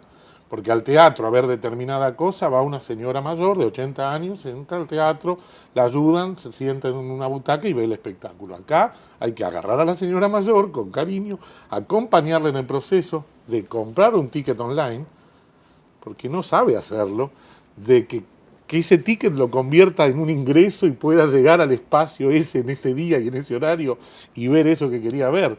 Y ahí están parte de toda esta experiencia y desafío y estas palabras que se mezclan. Hay mucho, mucho, mucho por hacer. Estamos viendo nacer algo. Yo hago un paralelo que es un poco pretencioso, pero que entiendo así. Yo me imagino a los griegos haciendo por primera vez teatro. Porque el teatro se hacía distinto. Nos juntábamos en un espacio, no había público y escenario, y se relataban historias. Y un día se subieron, uno dijo, ¿por qué no armamos un espacio? Ponemos al público allá, y ahora el teatro es a la italiana, que eran griegos, sé que era la griega, pero es mirando para allá, ya no es estamos en un espacio y nos contamos una historia y participamos. Hay un público y uno dijo, uy, no, pero qué difícil entonces. ¿Y cómo construimos el espacio para que el último escuche? Y construyeron espacios con acústica, para que el último, estamos en ese punto, construyendo las tecnologías, viendo por dónde, cómo le vendemos el ticket, cómo se lo mostramos, cómo mezclamos audio, qué hacer, todo es nuevo, desafío. Yo le digo con una sonrisa, nos estamos divirtiendo. Además estamos buscando de dónde comer, cómo hacemos para monetizar, la palabra surgió un par de veces, cómo hacemos para monetizar todo esto que hacemos, los claro. que vivíamos de eso y comíamos de eso, y a todos los demás, y a los trabajadores de eso, y a cada parte de. Así que desafío, experiencia y cohete a la luna. Sí. Desafío, experiencia, monetizar. Divertirnos, déjame meter también la palabra, divertirnos. Sí, claro. Divertirnos, porque es parte del. Digo, nos divertimos haciendo lo que hacemos. ¿Con qué palabra quieren seguir ustedes? Divertirse, experiencia, monetizar. Yo voy a seguir con otra palabra que se me gusta ocurrió. este juego de las palabras. Sí, cuando vos dijiste respirar el mismo aire que el artista y poner la palabra riesgo. Porque uno cuando va a un espectáculo, el artista está en riesgo. Sí, total. Está expuesto. Y eso es lo que al espectador le apasiona. Ver cómo pelea contra ese riesgo, ¿no? Y eso es lo que hace a un gran artista. Y al artista estimula. También. Claro, exactamente. El artista que va a hacer algo y no se pone nervioso, claro. El artista que no se pone nervioso, aunque lo haya hecho mil veces. Ese momentum, ¿no? Cuando sucede eso. Esa adrenalina. En el streaming hay adrenalina. Claro, y eso es lo que hay que replicar. Que la persona desde su casa lo pueda vivir. Si no es en vivo, bueno, si es un falso vivo o un concierto grabado, que haya algo de eso, o que el artista lleve a la audiencia a su casa o a algo íntimo, que se vea ese punto en el que se expone algo, se abre una herida, no sé cómo explicarlo, como que se... Sí, no quiero usar la palabra grieta, se desnuda un se poco. abre una endija, digamos. Claro, porque eso es lo que la otra persona quiere ver, porque si no, directamente escucha una canción grabada o ve un video grabado, pero algo nuevo, algo en lo que haya una aventura, una diversión y algo una excusa para ese contenido nuevo, para comprarlo en vivo o grabado, ¿no? Sí, para sumarte, a mí lo que me llamó la atención en este lapso de tiempo raro, en esta burbuja que se armó durante esta pandemia, es cómo los artistas, al fin y al cabo nuestro rol es el de facilitar o ser intermediario entre el artista o los artistas y el público, las marcas, ¿no? Como productores. Y darle las herramientas a estos artistas para que se sigan viviendo también de su arte y se sigan comunicando con su público. Y lo fascinante para nosotros fue ver la creatividad y la originalidad de los artistas para encontrar esas vetas por fuera de lo tradicional que se busca de, bueno, a un show vendo entradas.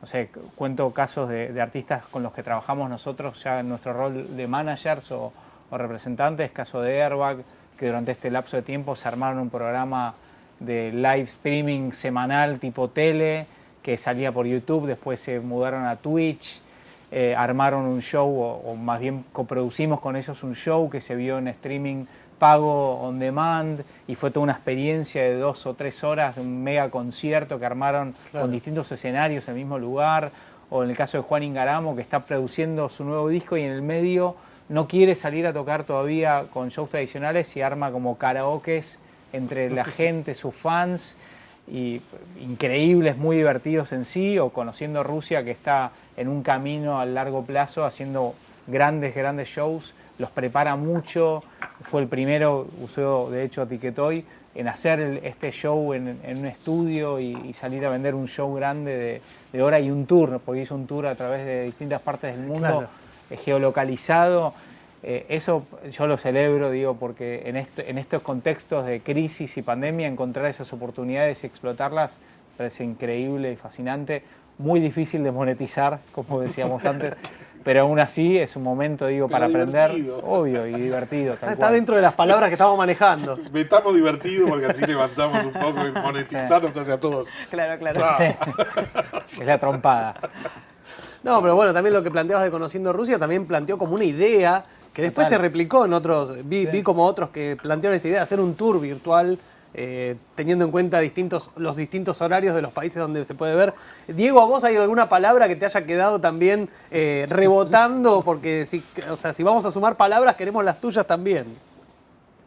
No, son totalmente esas, pero quiero hacer hincapié, hablando de las experiencias y la innovación, esto que hizo Conociendo Rusia, de hacer que lo hizo con nosotros, hicimos un tour virtual. Ellos plantearon un e-world tour, donde también nuestra plataforma tiene pagos locales en España, en México, en Estados Unidos, en Brasil, en distintas partes del mundo, con monedas locales, y la podemos geolocalizar para que un show se pague y se vea solo en España o en Europa y otro en Estados Unidos, y de alguna forma fueron generando esta experiencia donde inclusive el contenido, lo que tocaban y cómo se comunicaban con el público era distinto cuando estaban tocando para Estados Unidos como para Argentina y para distintos lugares de Latinoamérica. Fue muy, muy enriquecedor esa experiencia, y también marcó un antes y un después porque da pautas de las distintas posibilidades que se pueden hacer con la tecnología. Muy bueno, muy buenísimo. No sabía ese dato de que ellos también, aparte, no vi la de otros países, vi algo de lo que sucedía acá en Argentina, no había tenido en cuenta que también podían dirigirse directamente al público que los estaba viendo. Me refiero a la experiencia de Conociendo Rusia, tal vez en otro idioma, incluso en Estados Unidos, tal vez hablándoles el inglés, no sé. ¿Cómo creen que va a continuar? ¿Qué creen que va a quedar de esto? ¿Y qué creen que ya no va a seguir cuando esto termine, cuando esto pase? ¿Cómo va a ser ese híbrido en el que vamos a vivir después de esta experiencia que estamos ahora sobrellevando? Esto para que lo piensen entre ustedes. No hay una respuesta. Viene de cristal, sí. Bueno. Yo en lo personal me cansé un poco de ser adivinador del futuro. O sea, simplemente aprendo lo más rápido que puedo y me pongo al servicio, claro, del artista y del público, ¿no? Un poco es aprender y ir cambiando sobre la marcha y mejorando todo, la experiencia, que es lo que decíamos antes, del público principalmente, porque creo que el consumo del público también está cambiando. O sea, no es lo mismo hoy que tenés Netflix, YouTube, en fin, un montón de plataformas con las que competís por la atención de la gente. Al fin y al cabo, ese es nuestro negocio, ¿no? Vendemos experiencia, tiempo, la atención de gente, y hay que acomodarse. Un poco la solución de los drive-in, como preguntabas antes, es también estar atento a las necesidades, tanto del público como de sponsors, y un poco la gente se ve en la necesidad de salir a disfrutar, a respirar el mismo aire del artista, y la solución ahora intermedia, pasajera, jugando con las palabras, es esto de los drive-in. Yo no sé cuánto durará, ni qué deparará dentro de 2 o 3 meses, espero, cuando empiecen, no sé, la habilitación a espectáculos, ¿no? Aunque sea en capacidad menor, claro, al aire libre o cerrado, lo que fuera. Creo que, por lo menos en nuestro caso, la experiencia de vender contenidos digitales llegó para quedarse, que va a ser un complemento por el momento, porque no todos van a tener la posibilidad de viajar a ver un espectáculo, y sí está bueno el aprendizaje de poder brindar esto virtualmente a cualquier parte del mundo, que siempre existió en los últimos años, pero no una manera, si se quiere, de ir de vuelta con el público directo entre el artista y ese público, ¿no? Siempre había un facilitador, un sponsor, un YouTube, lo que fuera. Ahora tenés esta posibilidad directamente de controlar, venderlo a un precio que vos determinás, chatear, vender un meet and greet, en fin, hay más alternativas para el artista, ¿no? En el caso de ustedes, ¿cómo lo piensan? Creo que lo que dice Matías es muy cierto, que más que predecir el futuro, tenemos que estar muy preparados para adaptarnos. O sea, si el público pasa a no tener tantas ganas de estar conectado, que puede llegar a ser como una contraola a este momento, poder migrar rápido, porque es como que lo que nos ha demostrado ahora es que los tiempos cambian con mucho más velocidad, y también las plataformas y las opciones y las nuevas ideas. Entonces creo que eso es un aprendizaje de ahora, ¿no? Tratar de llorar el menos tiempo posible y actuar, ¿no? Y tratar de ver qué es lo que las mejores maneras de conectar esa audiencia con ese artista o contenido. Sí. Predecir el futuro no está en la línea de lo que queremos seguir haciendo, ¿no? Porque un poco vino. Estoy seguro que queda. A ver, y porque venía de antes, viste que en varios de los había las ideas había el recurso con Ariel Hassan hicimos un streaming el con Escalandrum el 14 de marzo. No había pandemia, no había cierre. No había cuarentena, digamos. No había cuarentena, había pandemia Claro. que no había llegado a impactar, es cierto que había pandemia. Ese streaming con público presencial en Ion, yo me reía, porque claro, ¿y por qué hicimos eso? No está, ¿qué estábamos practicando para lo que venía? Ahí lo traje a Ariel socio. O sea que podés predecir socio. el futuro de alguna forma. Bueno, Vos dijiste que no, será pero parece que sí. Horacio, O sea, Ariel, queremos seguir escuchando. ¿Quién predijo el futuro? Lo que estoy seguro es que queda. Cómo queda, cómo se estabiliza, cómo nuevo modelo sirve para complementario a un show. Uno piensa complementario a un show es muy interesante. Gente que no puede ir a un show, gente que no le alcanza el mango para ir al show, gente que está lejos para ir a un show, el alcance hoy. Ahora, el show tradicional en un espacio físico es un lenguaje y este es otro. Claro. Y empieza a notarse que ahora no es que se paran los músicos. Yo a veces le digo a los músicos, pensá que podés cambiar, que no necesariamente el cantante le da la espalda a los músicos, porque ahora no está ahí el público. Entonces hicimos Los Amados en el Auditorio Belgrano y los pusimos en una ronda, mirándose entre ellos. Y después, qué lindo poder tocar a un público, las cámaras cruzadas, ¿no? Romper el modelo, jugar lo de Julieta, que caminó por el espacio y las cámaras mostraban desde todos lados. ¿Cómo juegan? Eso se queda. Tiene un valor, tiene una propuesta distinta que no necesariamente es, volvieron los shows, ahora le ponemos cámaras y lo streameamos ya que estamos. Es algo más, hay algo más ahí. No me anima a decir cuánto, cómo, cuánto durará, servirá, no servirá. Parece que sí, además dicen que después de 3 meses que haces algo te acostumbras y se convierte, ¿no? Natural. Como tantas cosas que estamos haciendo. Bueno, muchas gracias por participar, por contar sus experiencias y por ayudarnos a entre todos pensar este momento y el futuro de alguna forma, tal vez no predecirlo, pero sí pensarlo. Despido a Diego también. Diego, un beso grande, muchas gracias por tu participación. Un gusto y muchas gracias a ustedes también por la invitación. Chicos, muchas gracias. Gracias a ustedes. Recuerden que seguimos aquí pensando claves para armar un show digital. Nos pueden encontrar en @laferiadelamúsica, en Facebook, en YouTube y en Instagram.